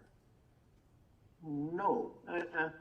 People with traumatic brain injury can act in antisocial ways because of damage to the brain. Antisocial personality disorder, by DSM criteria, requires that your brain not be damaged by traumatic brain injury, and you behave in that way. So if someone has traumatic brain injury, that is going to exclude antisocial personality disorder, because you can explain antisocial personality disorder by the neurological injury. And so true antisocial personality disorder are people who don't have traumatic brain injury and act in an antisocial way. And so while the behavior may appear similar in ways, the underlying etiology is very different. In one case, the person with antisocial personality disorder acts that way even though they don't have traumatic brain injury, whereas someone who has traumatic brain injury may not have acted in an antisocial manner before the brain injury, but start acting in an antisocial manner because areas of the brain that regulate social behavior and guilt and other things are damaged. So it doesn't mean that he's antisocial personality disorder. It does mean that he may engage in antisocial behavior like murder, but it's not because he's an antisocial personality disorder. It's because of neurological damage from traumatic brain injury. So did I understand you correctly to say that in order to be diagnosed with antisocial personality disorder, you cannot have traumatic brain injury? Yes, according to the DSM, there is an exclusion, and this is often ignored by many experts who don't pay attention to the DSM criteria carefully. But if an individual has a traumatic brain injury, which is known to result in antisocial behavior, you cannot say that this person has antisocial personality disorder when the behavior can be accounted for neurologically. So, and I know this, I'm going to bring this up now because I know it was asked of you previously by the state. So, all these different abnormalities that you've seen in the scans of Mr. Nealy in separate parts, different areas of his brain, whether it be by PET scan or MRI, you've been asked as to each one of those, well, couldn't that be caused by something else? Couldn't it be congenital? And some of your answers to those questions were that, yes, it could be congenital, but that because all the different ones corroborate each other, all the different scans and the records with the scans corroborate each other, that points most likely to TBI. Did I summarize that correctly? Yes, I mean, for example, the neuropsychological testing was a very impaired visual recall, less than 1%. The very impaired Ray complex figure test, less than 1%. The discrepancy between the right brain IQ and the nonverbal and the verbal. Those are all classic neuropsychological signs of traumatic brain injuries. And so, and the brain imaging aligns with those, like a hand in glove. And so, in my opinion, while it's theoretically possible it could be congenital, I think it's very unlikely to be. I can't say it's absolutely impossible. I think it's much, much more likely that this is due to multiple traumatic brain injuries. All right, and then slides 30 and 31, I think you can take together as well to explain. Yeah, so slide 31 shows a putamen here, and it shows that there is a significant decrease in the left putamen, and there's a significant asymmetry. So typically, I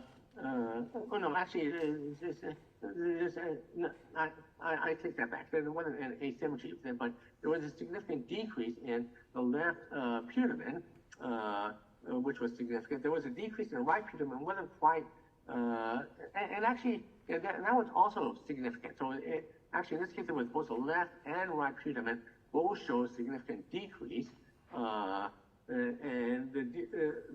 the percentage change, he shows roughly a 26% decrease compared to normal control average in his left putamen, and roughly 18% decrease in the right putamen. And these are much greater than what we see, for example, in FASD. In FASD, you see roughly a 10% decrease, and in major trust disorder, you see roughly a 2% decrease. So the fact that we're seeing 26%, 18%, this is much more consistent with the kind of decrease that we would see with traumatic brain injuries. Are these numbers also statistically much larger than you would see in most TBIs? I would say not. I would say they're consistent with most TBIs.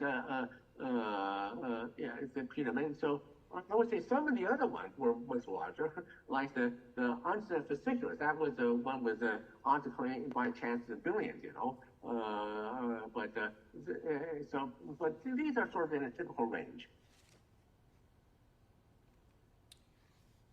All right, and if we go to, I think you've already talked about 32, 33, so 34 and 35. So 34 and 35 talk about something called the ventral diencephalon. And the ventral diencephalon is a part of the brain that is contains this critical region called the STN. So I have circled the ventral diencephalon, and you can see that orange region in there called the STN, and that is an area of the brain that is important for the hyperdirect, fast emergency braking. And we're seeing that he shows a significant decrease in this part of the brain that is, that holds this important aggression checking system. And so this is the, another sort of correlate or another corroboration of the fact that he has multiple systems that normally regulate aggression, which have been damaged. And we're seeing abnormal shrinkage in this area, which would be highly consistent with traumatic brain injury.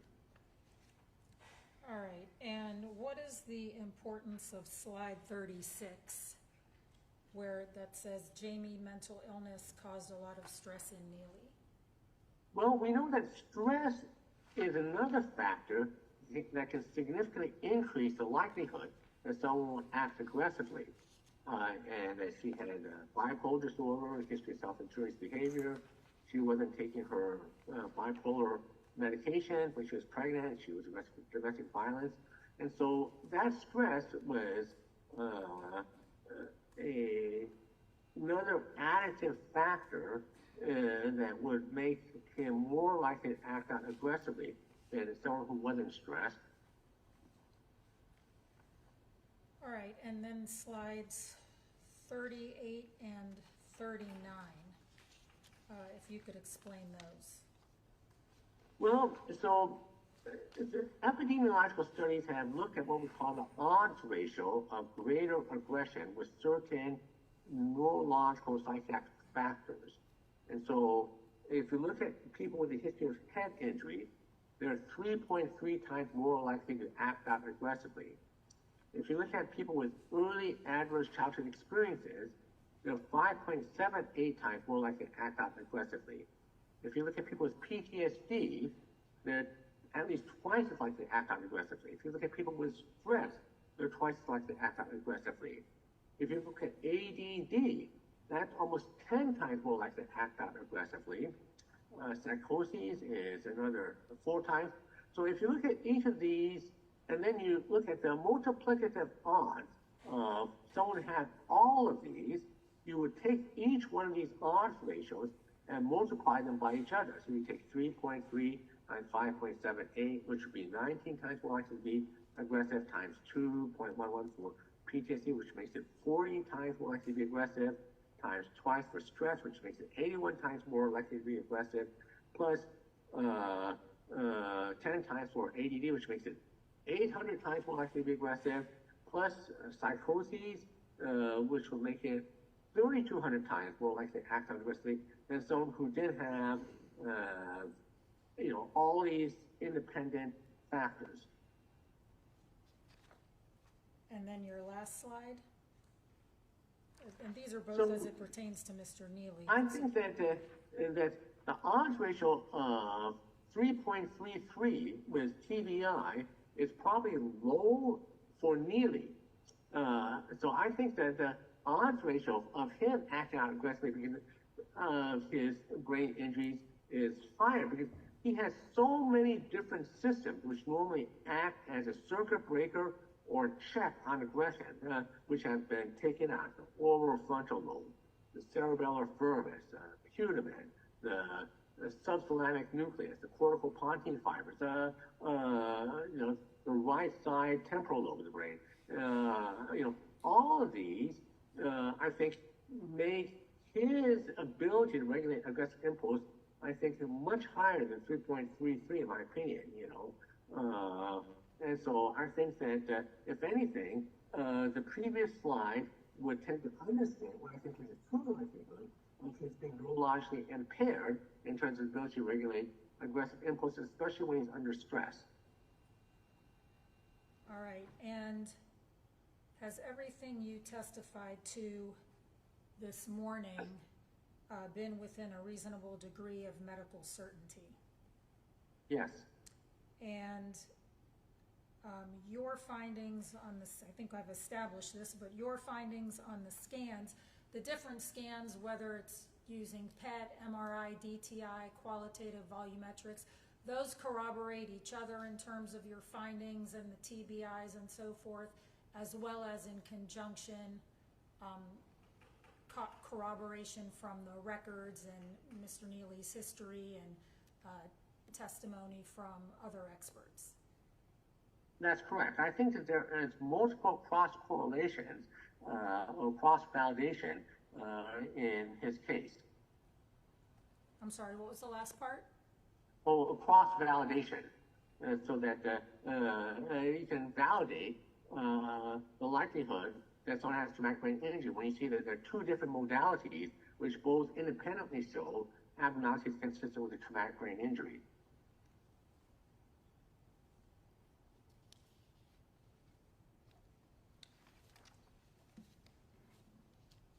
Judge, I don't have any other questions. The only thing I would do is admit Dr. Wu's PowerPoint into evidence.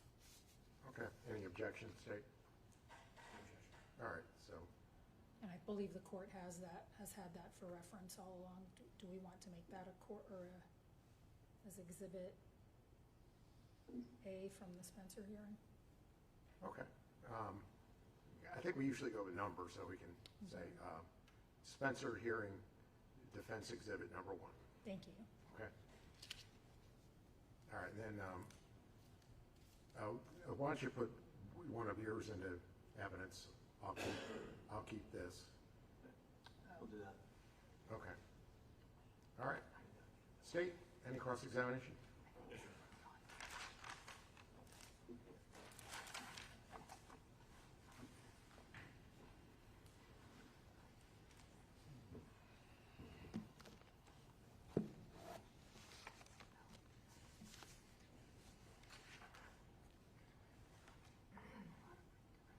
You may proceed. Thank you, Judge. Dr. Wu, can you hear me? I can hear you, yes. Okay. You talked a lot about numbers and statistics during your direct examination, right, Dr. Wu? Yes.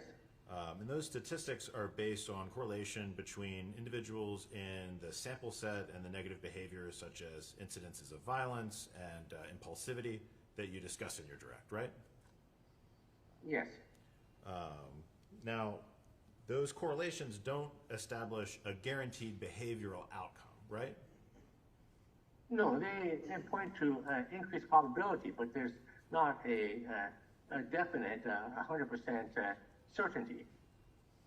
Sure. And Mr. Nealy still has free will and the ability to manage his behavior in some way, right?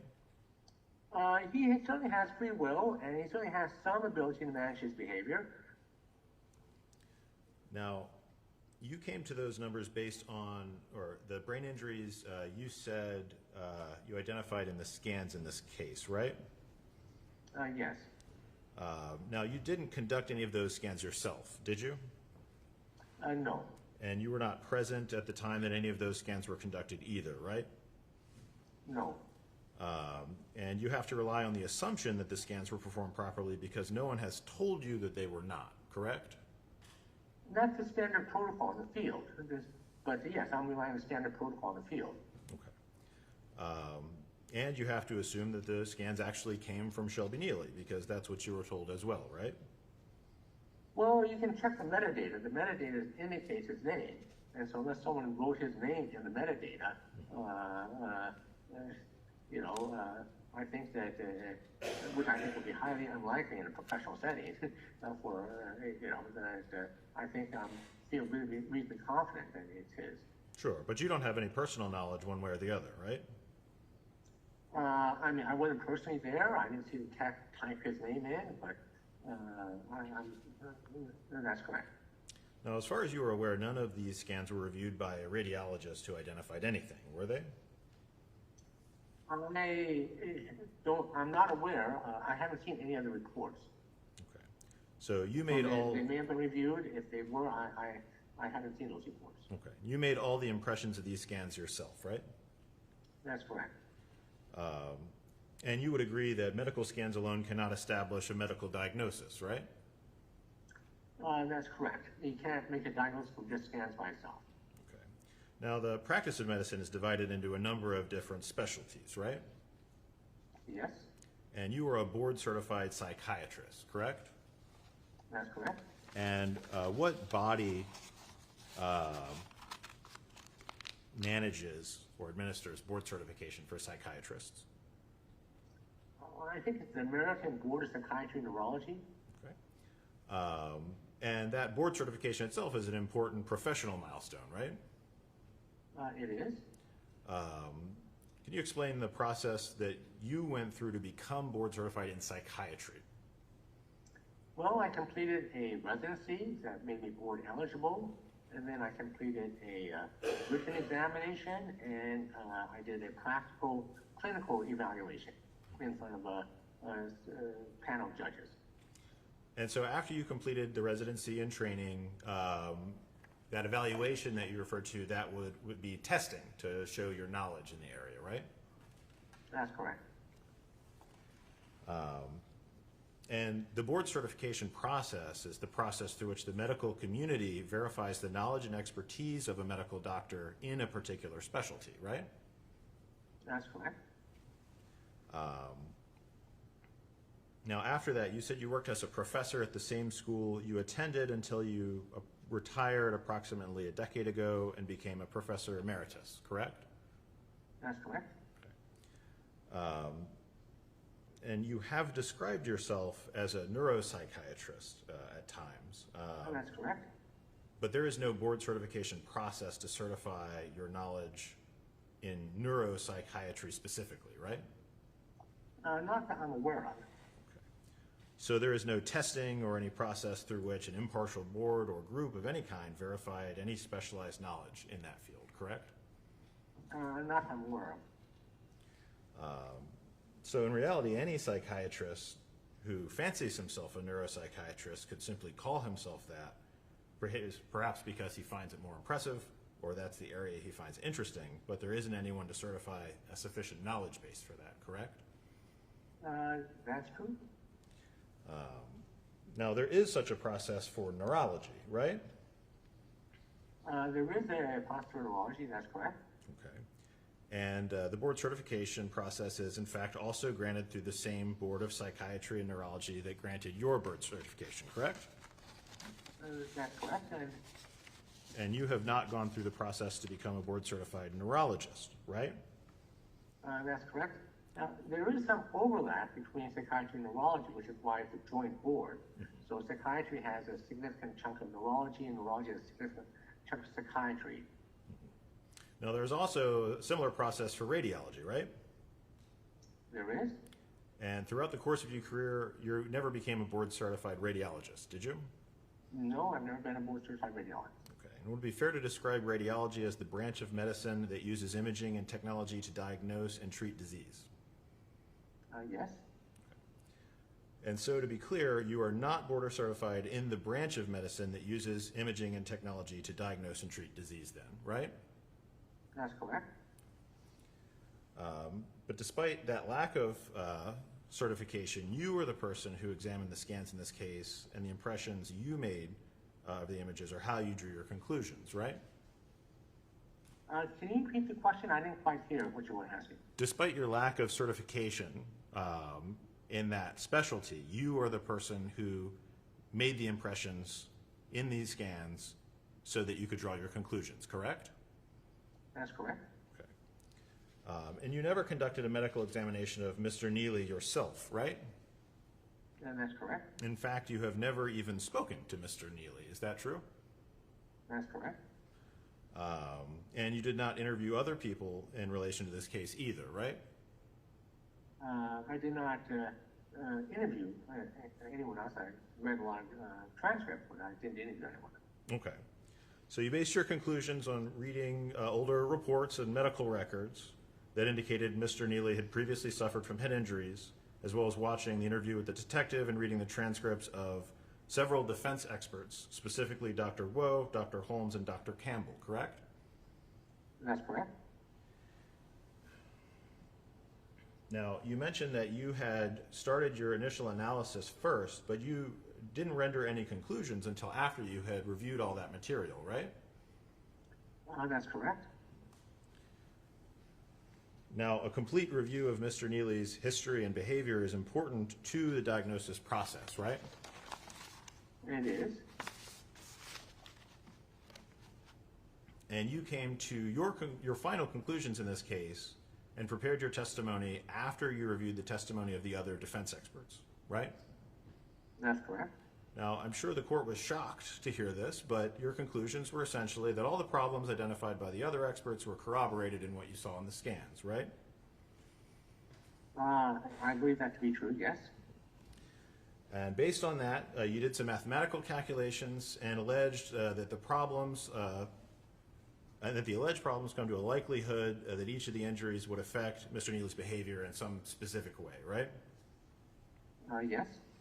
And in your review of all this, you noted that there was an incident where Mr. Nealy attacked and strangled his first wife, and that reinforced your conclusions, right?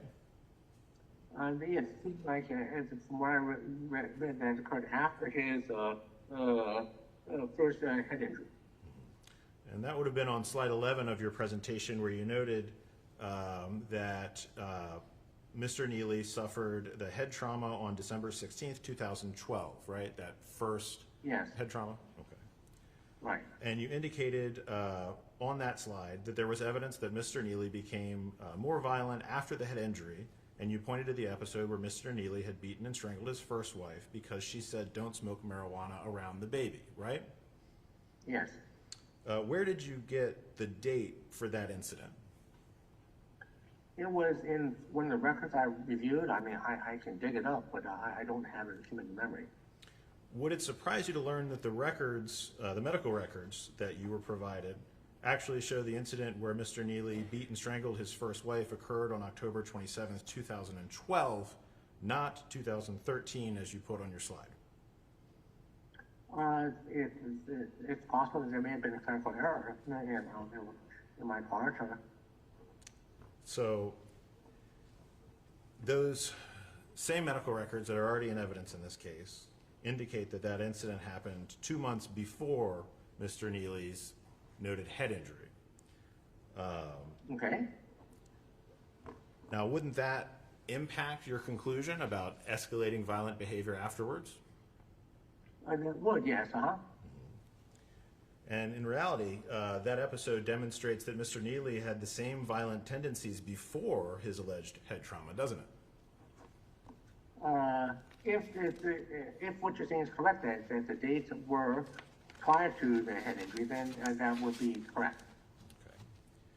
And that is, of course, the opposite of the conclusion you drew on the slide about the evidentiary value of that incident in your presentation, correct? That's correct. Okay. Now, the conclusions that you drew in this case are based on statistical calculations that the computer made based on the information provided, right? Yes. Okay. And the input for those findings are based on your readings from the scans in this case, right? Yes.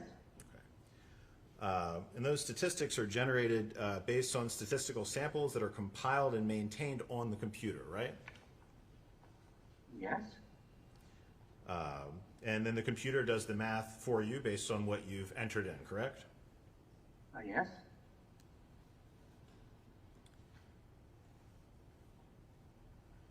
But ultimately, the results are based on the inputs that you've made, correct?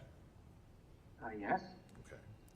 And we have to trust that the numbers that that you have put in for the computer are accurate for those results to really mean anything, right? That's correct. Okay. Dr. Wu, are you familiar with saying garbage in, garbage out? I am. Okay. Now, you've noticed, or you've noted, the impact of the wrong date on the slide that we've just discussed, and you also noted in your direct examination that there were 2 slides where you put the wrong numbers in the statistics that you wrote out regarding the probabilities from the calculations that you made, correct? That's correct. And you were aware of those errors last week when it came up in the deposition, correct? Yes. And you chose not to correct those between then and now, right? Well, I wasn't sure that I could correct it, and once the slides were turned in and given to you, so I would just discuss it. Okay. Now, if you made similar errors in the numbers that you input into the computer to come up with your calculations to begin with, you would have inaccurate results, right? Yes. And we've already addressed your attention to detail and the fact that there have already been multiple errors just in your presentation alone, right? There were, yes, I've made, I guess the date was wrong and the number of zeros I put in was incorrect, and those would be a couple of clerical errors. Okay. But the court would have to rely on all of the inputs that you made in your statistical calculations to be correct without any way of really checking that. Isn't that right? Well, other experts could rerun the test and they can verify for themselves. I mean, these are all replicable tests. Now, the majority of your work, or at least your income, now comes from fees generated from being hired as an expert witness, right? That's correct. And of that, about 35% of your work is civil, and about 65% of your work is criminal, right? Yes. Okay. And in your work in criminal cases, a whopping 0% of that has ever been on behalf of prosecutors' offices, right? I've never been asked by the attorney. I'm not adverse to working with them. All right. Now it's slightly entertaining, so I'll overrule you. Well, good to know for the future, I guess. And you make a lot of money through your work on behalf of defendants, right, Dr. Wu? I make my living through as expert witness, currently, yes. And in fact, in this case, despite never actually sitting down or speaking with Mr. Nealy, you've testified about your medical diagnosis based on the reports and transcripts that you reviewed, and you expect to make approximately $20,000 for your participation in this case, right? That would be based on time spent in researching, and yes. And you have a financial interest in continuing to get hired to testify like this, right? Yes. Now, based on your impressions from the scans and the mathematical calculations you made in relation, that hiring, the decision that attorneys will hire you as an expert, come down to the scans and the mathematical calculations you make in relation to your impressions and what that means, right? Can you rephrase the question? I'm not sure I understand exactly what you were asking. When you're hired as an expert witness, it's essentially for this purpose, for reviewing these scans and making mathematical calculations based on them. Is that right? Well, I'm hired to do a statistical analysis of the scans and determine if there are abnormalities that could be correlated with behavior and history. And that's despite the fact that you're not board certified as either a radiologist or neurologist, right? Only as a psychiatrist? That's correct. And you mentioned previously that you had training in statistical analysis of scans and images, right? And that's what I've been doing most of my career as a professor. So that's specifically related to the statistics, the math component of all this, right? Image analysis and brain and neurological psychiatric disorders. Now, you ultimately came to various conclusions about the likelihood that certain findings you claim to have seen in the images you reviewed would correspond to certain behavioral differences, right? That's based on the literature, yes. And you noted in your conclusions in page 38 of your presentation that each of the various neuropsych factors make it more likely that Mr. Nealy would act out aggressively than someone without the risk factors that were identified, right? That's correct. And each of those factors make it more likely by single-digit factors. So the first factor was 3.3, the second was 5.78, third was 2.11, etc., right? That's correct.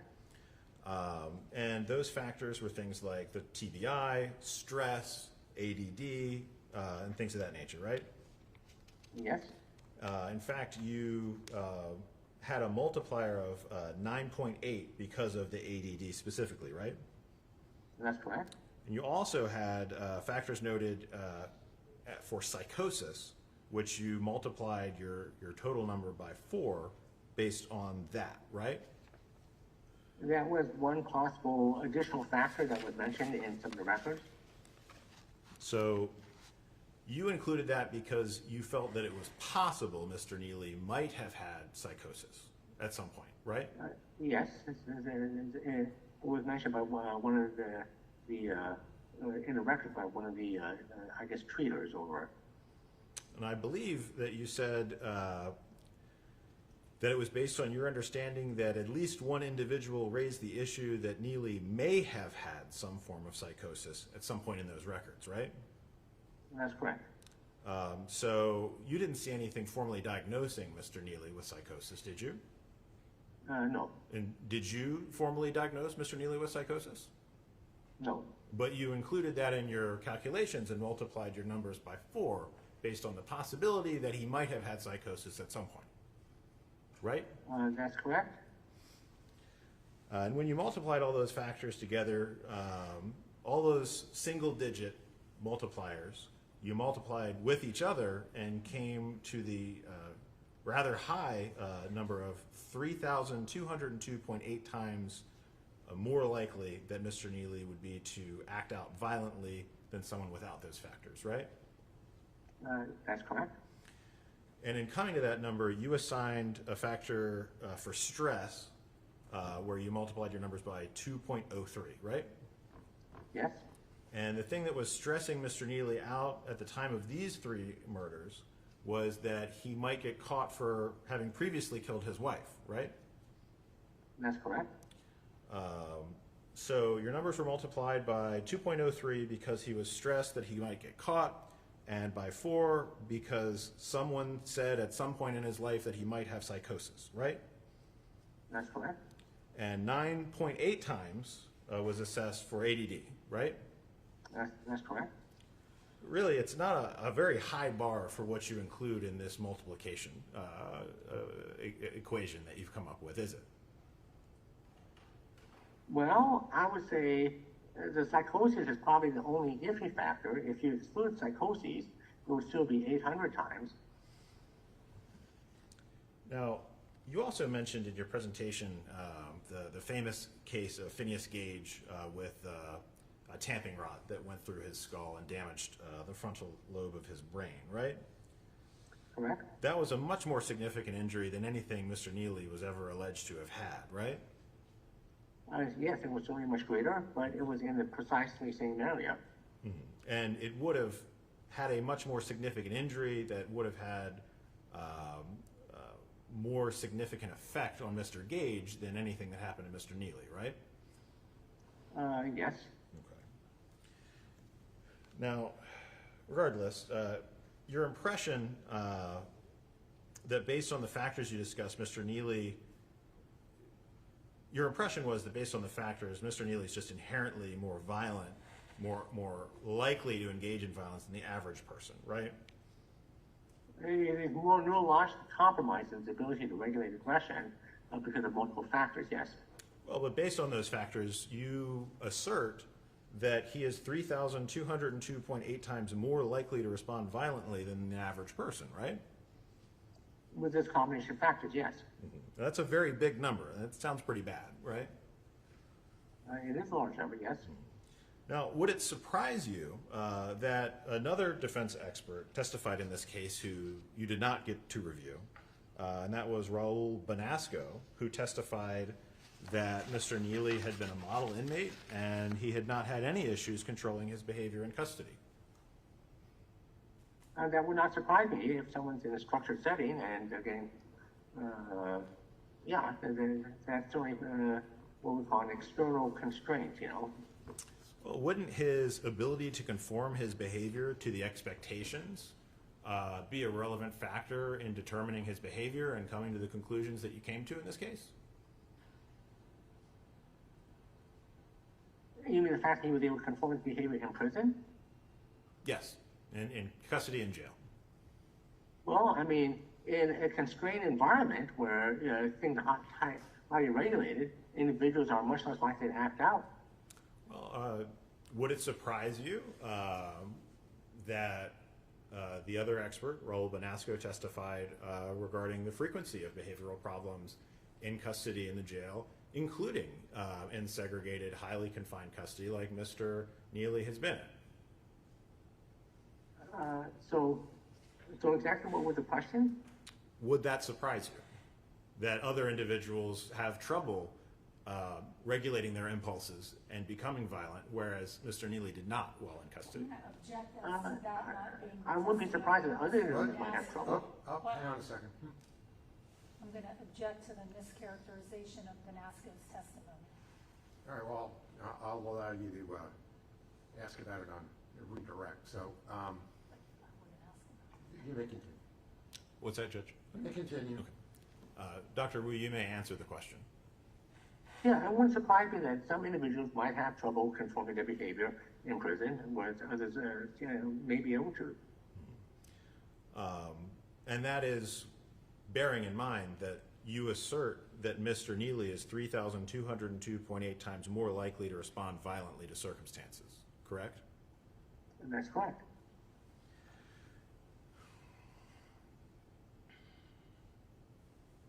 Now,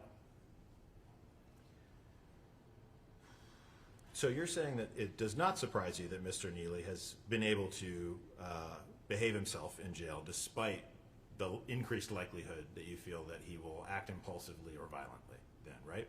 Some individuals respond very well to external constraints, some don't. And really that's because the factors that you've reviewed and discussed here are about likelihoods and possibilities, but it wouldn't indicate that anyone becomes some sort of hyper-violent automaton who can't control himself, right? I would say that individuals are more likely under stress and in an unconstrained environment with multiple neurological lesions to act out aggressively than if they were in a constrained environment. So if Mr. Nealy was in a more stressful situation, do you feel that it would be more likely that he would respond violently? I think that he would, if he was stressed, that there is, that he would have a greater likelihood of acting out. But again, these are probabilities and uncertainties. So if Mr. Nealy had indicated that he would find being in the general population of the jail or prison to be more stressful, do you think it's more likely that he would be more violent than he's been in custody so far? Objection beyond the scope of direct. All right, overruled. You may answer, Dr. Wu. I would say that he would be at greater risk of acting out if he was more stressed. But again, I'm not saying that these are certainties. So I think it's important then, what you're stressing then, that Mr. Nealy is still capable of regulating his behavior and behaving in a pro-social manner, right? I think that he certainly had that capacity under certain settings, yes. Now on direct, you discussed impairment of the caudate, and that it's specifically associated with impaired ability to engage in cooperative and altruistic behavior like caring for children or something of that nature, right? Well, it doesn't mean that he has no capacity. It means that it's going to be impaired. Okay. So it's important to remember that it's impairment and it's not all or nothing, right? And that's correct. It's not an all or none. We're talking about gradation. So Mr. Nealy is still capable of cooperative or altruistic behavior despite the damage to the caudate, right? That's correct. Okay. On slide 32, you noted a damage to the putamen that was associated with impaired ability to regulate aggression, but similarly to the putamen, that does not mean that he cannot regulate his aggression, right? There's an impairment, but it doesn't mean that it's an all or none switch. On slide 34, you noted damage to the ventral diencephalon, which would impair Mr. Nealy's ability to properly regulate aggressive impulses. But similarly, it doesn't mean that he's incapable of it, right? And that's correct. All these are probabilities, not certainties. Okay. And you were also concerned that damage to the system, you noted responsible for fast emergency braking of behavior, could pose a problem for Mr. Nealy as well, right? Well, that's another system that is damaged, which helps to regulate aggressive impulses. But despite that, Mr. Nealy still is capable of stopping himself from doing something that he shouldn't do, right? He has a greater chance to stop himself when he's in a regulated, constrained environment, yes.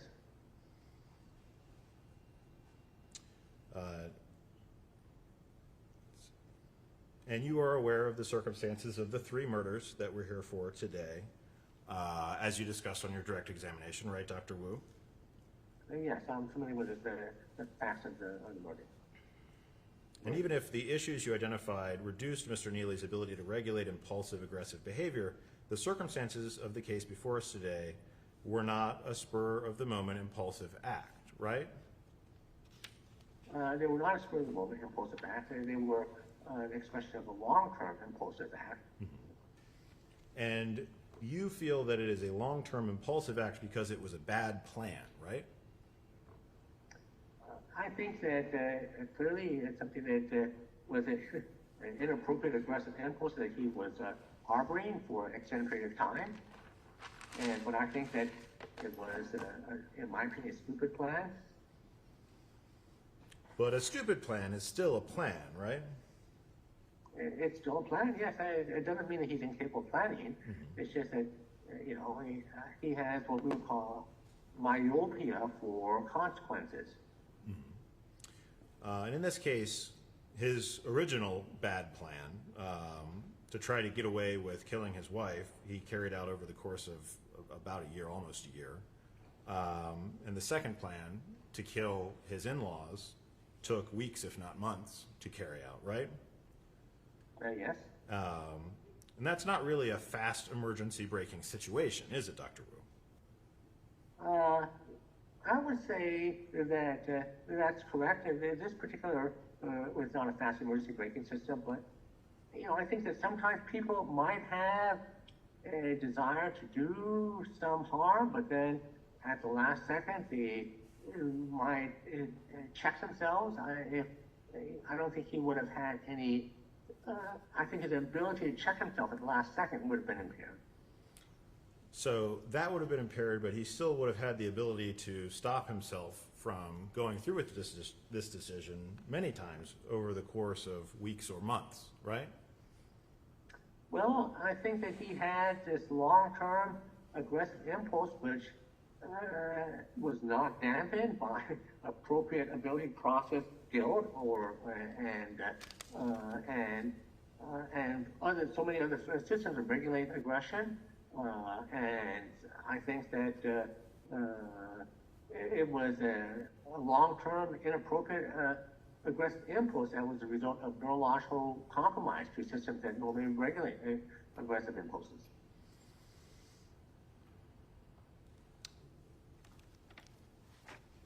But as you noted,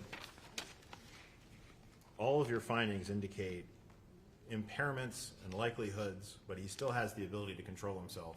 And he had many opportunities to control his behavior over the course of weeks or months. The fast emergency braking would only be relevant to the last moment before he murders someone, right?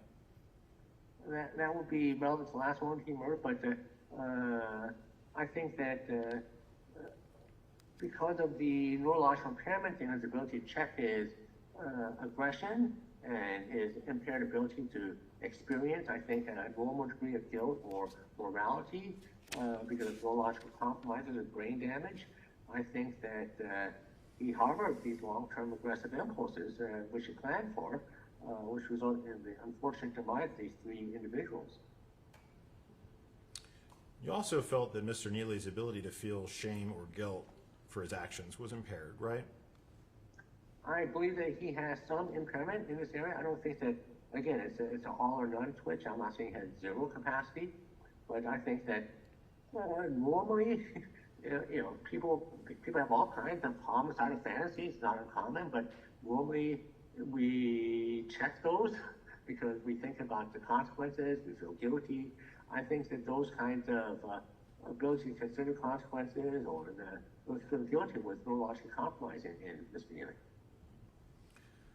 You've referred to this feeling of guilt and shame as a third kind of breaker system to stop someone from Yes, I think that's right? part of what helps people to not act out their fantasies in general. Normal people have fantasies all the time, but you have these systems in place to check these fantasies. Mm-hmm. But as you said, it's not an on or off switch, it's just impairment, right? It's not a black or white, we're talking about a number of gradations, multiple systems. Now, if you're concerned that a subject is not showing the ability to feel guilt or shame over his actions, his behavior might indicate to you whether that's actually true in a given circumstance, right?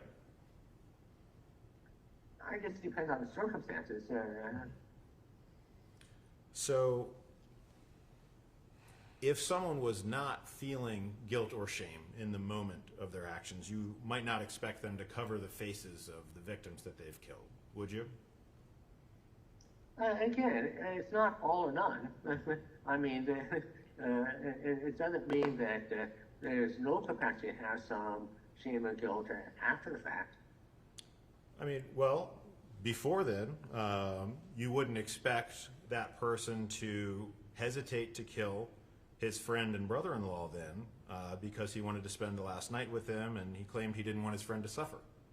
Wouldn't that be a sign that he was feeling guilt and shame in that moment?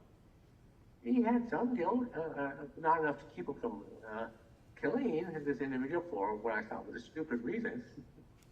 So Mr. Nealy's behavior demonstrated not only was he capable of feeling guilt or shame over his actions, he was at least feeling some during parts of this murder or these series of murders, right? I've not said that he had zero capacity to feel guilt or shame.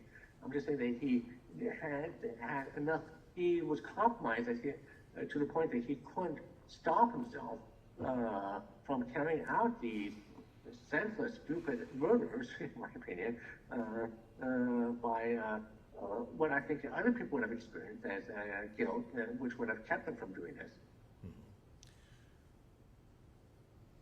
And so you would agree that Mr. Nealy had the capacity to feel guilt and shame just like he had the capacity to exercise self-control, right? He has some capacity, but I think that capacity is compromised to the extent that he actually carried out the murders. But it seems that you feel that Mr. Nealy's plan was so stupid, to use the word that you used, or so poorly thought out, so sure to fail, that you still attribute those behaviors to what you've identified as Mr. Nealy's impaired impulse control and lack of feeling shame or guilt, right? I think that these were significant contributing factors, yes. And so you blame that poor impulse control and the lack of feeling guilt and shame for Mr. Nealy's actions, his behavior resulting in these murders, right? I think he was neurologically compromised in areas of the brain that have been shown to regulate aggression, the overfrontal lobe, the right temporal lobe, the subprime glucose, cerebellum. He has multiple lesions in multiple areas of the brain. It's like, the brain has multiple checks on action aggression. The brain injury disabled multiple systems, which I think are resulting in a much greater likelihood of his acting out aggressively because he was brain damaged in those areas. And you feel the evidence of that is because his plan was so bad, right? I think it was not a very well thought out plan. I mean, it was certainly something that was, I think it was a stupid plan, in my opinion. Are you aware that Mr. Nealy has made bad plans throughout his life, even going back to childhood like this? That it seems to be a consistent part of his behavior? Well, I think that I would say that the bad plans that he may have had earlier in his life, I think prior to brain injuries, I don't think he would have killed individuals the way he did. Mm-hmm. But he still engaged in actions that were clear that the plans were poor, they were impulsive, they were poorly thought out, and they were doomed to fail. Getting a teenage girl pregnant so she wouldn't go off to college and leave him, choosing to be homeless, despite the hardships he says that put on him. These were all bad plans that he's done throughout the course of his entire life, right? Well, I mean, choosing to be homeless could in part be a result of trauma from being sexually abused and then finding out that his father committed suicide, and sometimes people who are traumatized, engage in self-defeating, self-punishing behaviors. But you would agree that evidence of behavior is part of the consideration in coming to your conclusions, right? No, that's true. And the fact that Mr. Nealy has demonstrated poor choices and escalating bad behavior since childhood, well before any of these incidences that you've discussed of brain injury or PTSD, that this is just part of his personality. Bad decision making and poor planning is just who he is, not an injury. Well, we know that he had ADHD. ADHD is clearly associated with bad planning. He had ADHD as a child, so people with ADHD are oftentimes very bad planners. And so he's had that pre-existing factor prior to the brain injuries. But then I think the brain injuries compound and exacerbate those tendencies. But if we're just talking about ADHD, we're talking about a factor of 9.8 times, not 3,202.8 times, more likely to That's happen. correct, Right? but we're also talking about early life adversity in addition to ADHD. So, I think that those are additional factors that I think that preceded brain injuries. But I think the brain injuries, again, amplified, compounded, exaggerated pre-existing tendencies. But we know that Mr. Nealy has engaged in bad behaviors and impulsive, poorly thought out actions his whole life, regardless of how many times he's been hit in the head, right? Well, we know that people with ADHD oftentimes Objection, hold on, Dr. Wu. Objection, no foundation, and relevance as to that particular question. All right, I'll sustain the objection. Moment to confer, Your Honor. You might. Nothing further. All right, very good. All right, any redirect? Yes.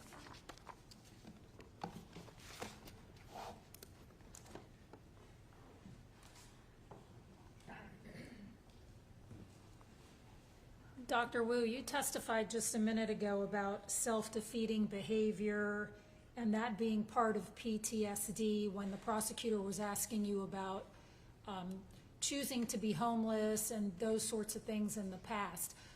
As part of your clinical practice, have you seen these same sorts of things, actually not just your clinical practice, but even in your research? Yes, I mean, clearly people who are traumatized or depressed sometimes engage in self-defeating behavior. Yeah. Now, over how many times have you been recognized as an expert in court, whether it be in Florida or other states or what have you, where you have been allowed to testify regarding your results of brain scans? I would say in criminal matters at least 100 times, and in civil matters probably close to 100 times. And making these impressions and giving these opinions and analyzing these MRIs and PET scans, that's kind of part of the norm in your line of work. Would that be accurate, fair to say? Yes, I mean, it's kind of an extension of what I was doing as a professor. I was using these same tools, statistical analysis, to look at depression and dementia, traumatic brain injuries, but usually these same tools in these forensic cases. And do you need to see the clients in order to read their scans? No, I just need to scan it, so I don't have to actually talk to the clients. And I can read their histories, and I can read other experts. I feel like talking to the client is not necessary when they have these kinds of additional records. And in the course of your own practice, would it be the norm for when a patient has gotten some type of scanning that those scans also come to you so that you can then see the patient? I would say, it's unusual for me to actually see the patient. In most cases, I just get the scans and records. But I'm talking about in a clinical setting. In a clinical sense, I see patients and sometimes I get scanned on them and analyze the scan for clinical purposes. All right, and also,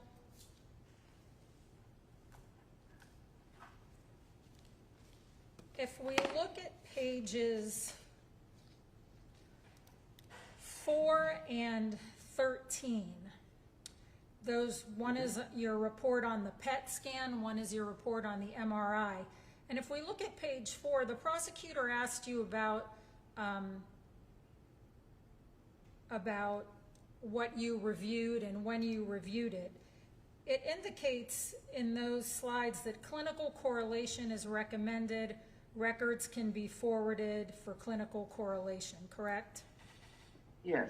So these two slides or reports that you did, so to speak, were done, and then clinical correlation was recommended, which you then did using the records and the testimony and so forth, right? That's correct. I did the analysis before reviewing the records. And those records and history that you received and so forth corroborated the scans that you statistically analyzed and otherwise. Is that fair? Yes, I would say that there was a lot of corroboration between his clinical history, neuropsychological testing, the other experts, and scans. And then the records and history not only corroborated the scans that you analyzed, but the scans actually corroborated each other as well. Is that fair? That's correct, because they all show signs of brain injury that are quite robust. And then the places where the prosecutor pointed out to you that you corrected two of the slides, like one was 1,000 and should have said 10,000, when one was 1,000,000 and should have said 1,000,000,000. That was out to the side of those slides, but in the actual chart where you had the P score and the Z score, it was all correct there. Is that right? That's correct. The tables are correct. It's just that that's correct. All right, and then the prosecutor asked you about one of the incidences of being hit in the head. I'm not sure that he had the exact correct date, but it was 2 months, just for sake of argument, was 2 months, before you had it written down. Mm-hmm. You had, I think, December, and the prosecutor was saying that it happened in October. If you look on slide 12, there were two more incidences of being hit in the head. Actually, one to the side of where one of the lesions was, that happened after that date. Happened in 2016, two of those, correct? That's correct, which would have been additional head injuries, which would have likely exacerbated previous head injuries.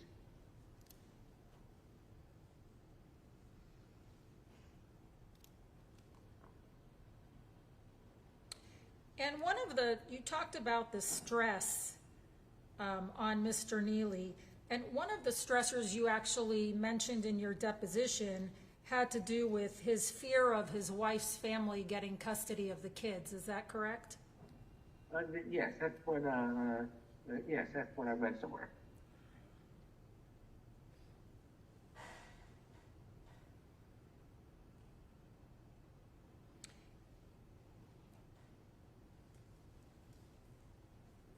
And I think you testified to this on direct, but 50% of you would approximate that 50% of your time currently is spent on research and teaching, and 50% of your time is spent on expert issues? Yes, that would be approximately correct, yes,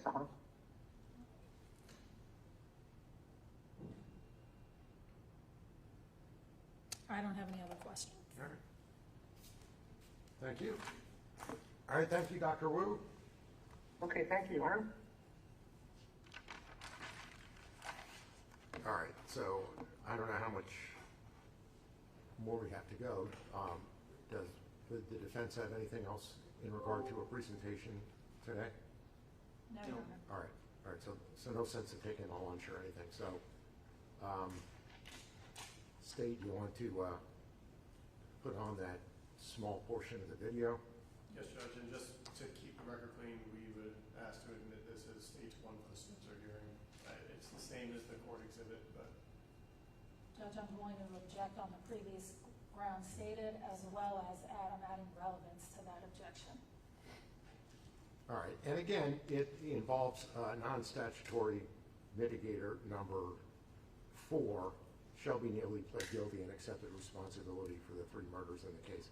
Obviously, this is not something that the state could have put on during the original penalty phase because it was excluded then. So it will not be considered an aggravation in any way possible, and I'm not even sure that it is going to be found by the court to mitigate the mitigation or to rebut the mitigation, but I'll allow the state to play it.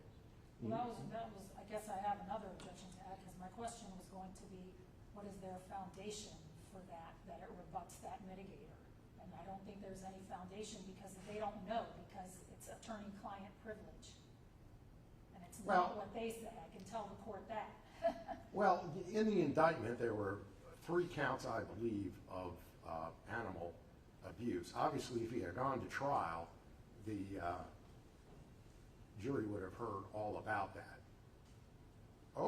Not if he would have pled to those 3, but not the 3 murders. Not necessarily.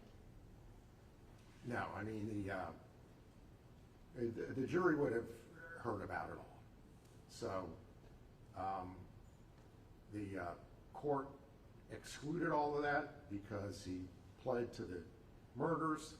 The jury didn't hear any of that, and that is one of the results of him entering a guilty plea to everything. So I'll allow the state to play it again. I've already read the transcript. It's no shock to anybody. So if the state wants to present that as a rebuttal to number 4, that's fine. So again, it'll be up to the court as to how much influence this has in regard to rebutting number 4, and it may not have any influence whatsoever. But I'll allow them to play. Sun was up. Yeah, it was like 8 to 10. And I had something on that. I had something on the phone. I totally forgot. Jesus Christ! Before I forget, there's a shit ton of evidence in that car. Okay, go ahead, write it down. And you said, go ahead. Can I ask you a question while you're writing?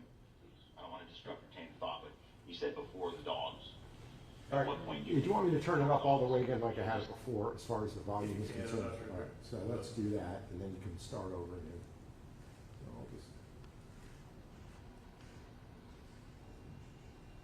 Okay. Go ahead. Can I ask you a question while you're writing? I don't want to disrupt your chain of thought, but you said before the dogs. At what point do you think that you killed the dogs? Because you said it was like right before you left the house. So, the dog that was by the woman, 4'5" Laura, he died on his No, he had diabetes, and I didn't know how to like Do the insulin? administer that stuff. Okay, So is that one of the ones in the, because there was one dog in a garbage bag, another dog in a garbage bag, and there was one in a rug. this is the one on the rug. The one in the rug died on his own because you didn't give him his insulin. Well, he didn't die on. He was dying. Okay. And then I put him out of his misery. How did you do that? I just whacked him once with the side of the hammer, and he instantly died. Okay. I knew that he would die instantly, being that he was a small breed and everything. Okay. As far as the other dogs go, they got put in the bag the last night, and they suffocated and everything. Okay, so you didn't hit him with the hammer, you just tied the bag shut and suffocated him. Okay.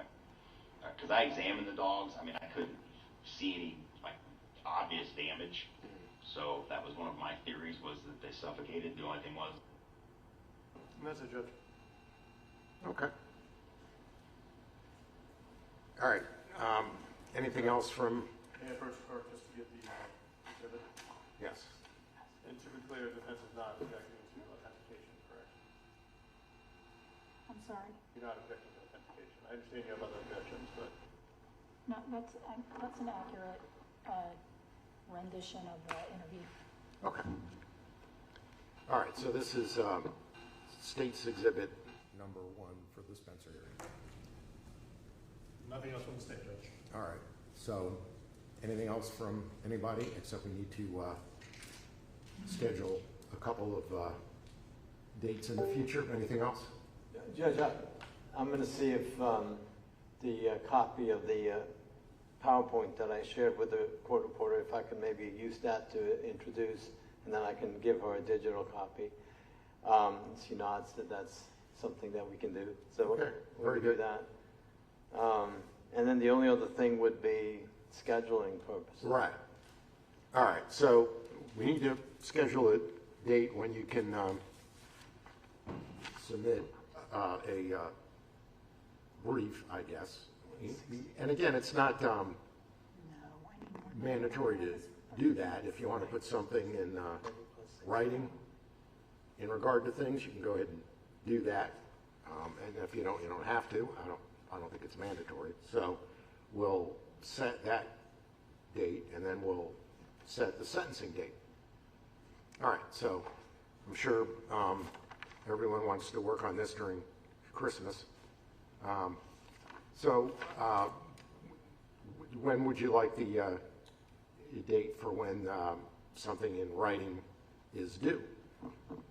So Judge, I'm guessing that by the time we get an order and so forth, and with the holidays and everything, I'm thinking probably 30 days for the transcript of this to be prepared. And then I'd ask for 60 days from then to submit a Spencer memo or a sentencing memo, because I have a death case currently scheduled to begin January 26th, and I also have another Spencer hearing this Friday, so I'm going to have to juggle the two of them. All right, so you're talking 90 days? Yes. I was hoping to get the sentencing by end of January, early February. I just can't. I mean, I don't know how else to say it. All right, so today's the 9th.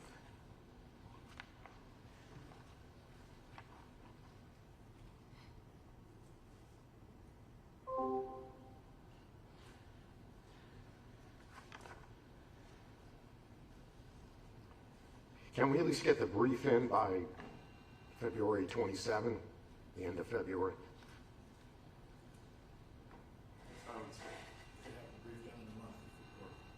Right.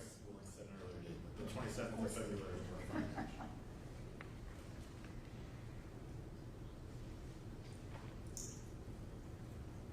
Is that okay?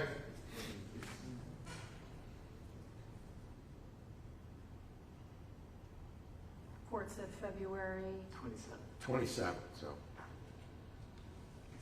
the last work day of February.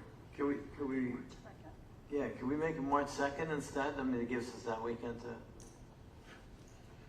it's not a huge difference. But All right. For us, it's a huge difference. It gives us one more weekend to get it done. All right, March 2 by 5 o'clock, how about that? That's perfect. Thank All right, you. and then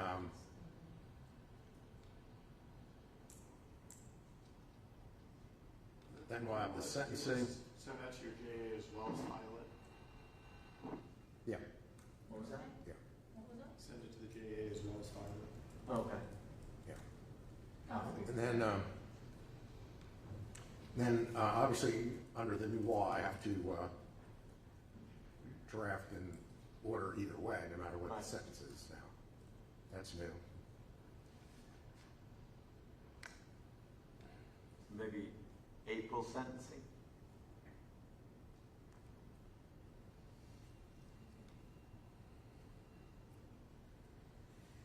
All right, maybe Friday, April the 10th, how's that? Because the 3rd is Good Friday.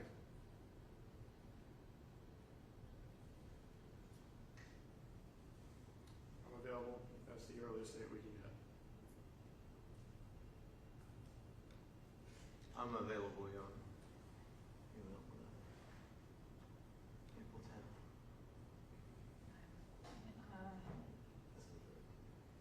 No, I know, but my death case is Oh, I the see.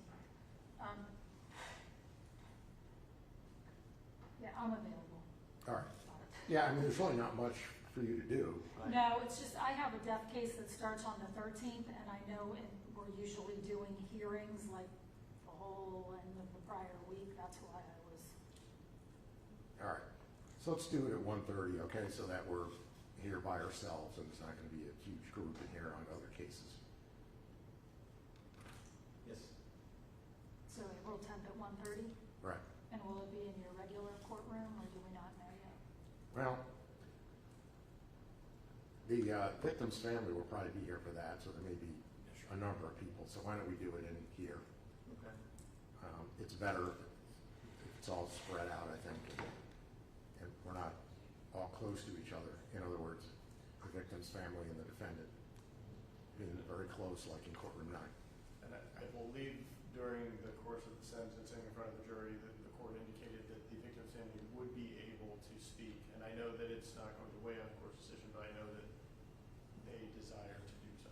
All right, and it's definitely not going to weigh on the court's decision because the court will have the order done by then, either way, either life or death. So, I mean, they do have the right to speak, so I'll allow them to speak. Let them know we're not going to have a situation like you see on TV is sometimes in other jurisdictions where they're yelling and screaming at the defendant. Have them address the court.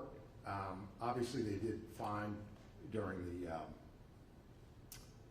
victim impact testimony, so if they can be as poised and professional at that as they were at the victim impact, the statements, that would be great. So they can address me and be poised and professional. I'm sure they can accomplish that. Just let them know, okay? Thank you, Judge.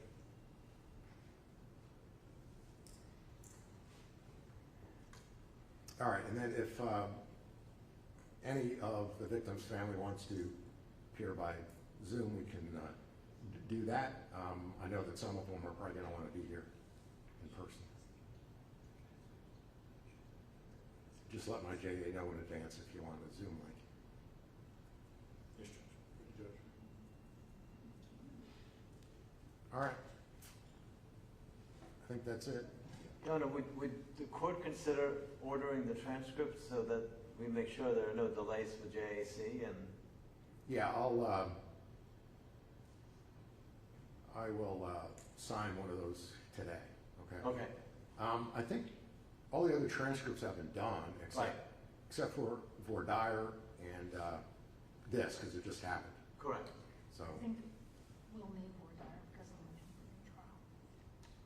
I'll do a motion to get more data transcribed as well, because I think we're going to need that in terms of motion for the trial. okay. All right. Thank you, Judge. Okay, yeah, so they just need defense exhibit 1. Yes, so I'm we'll going to go that get it as together. soon as we're done. All right, we're done. Thank you.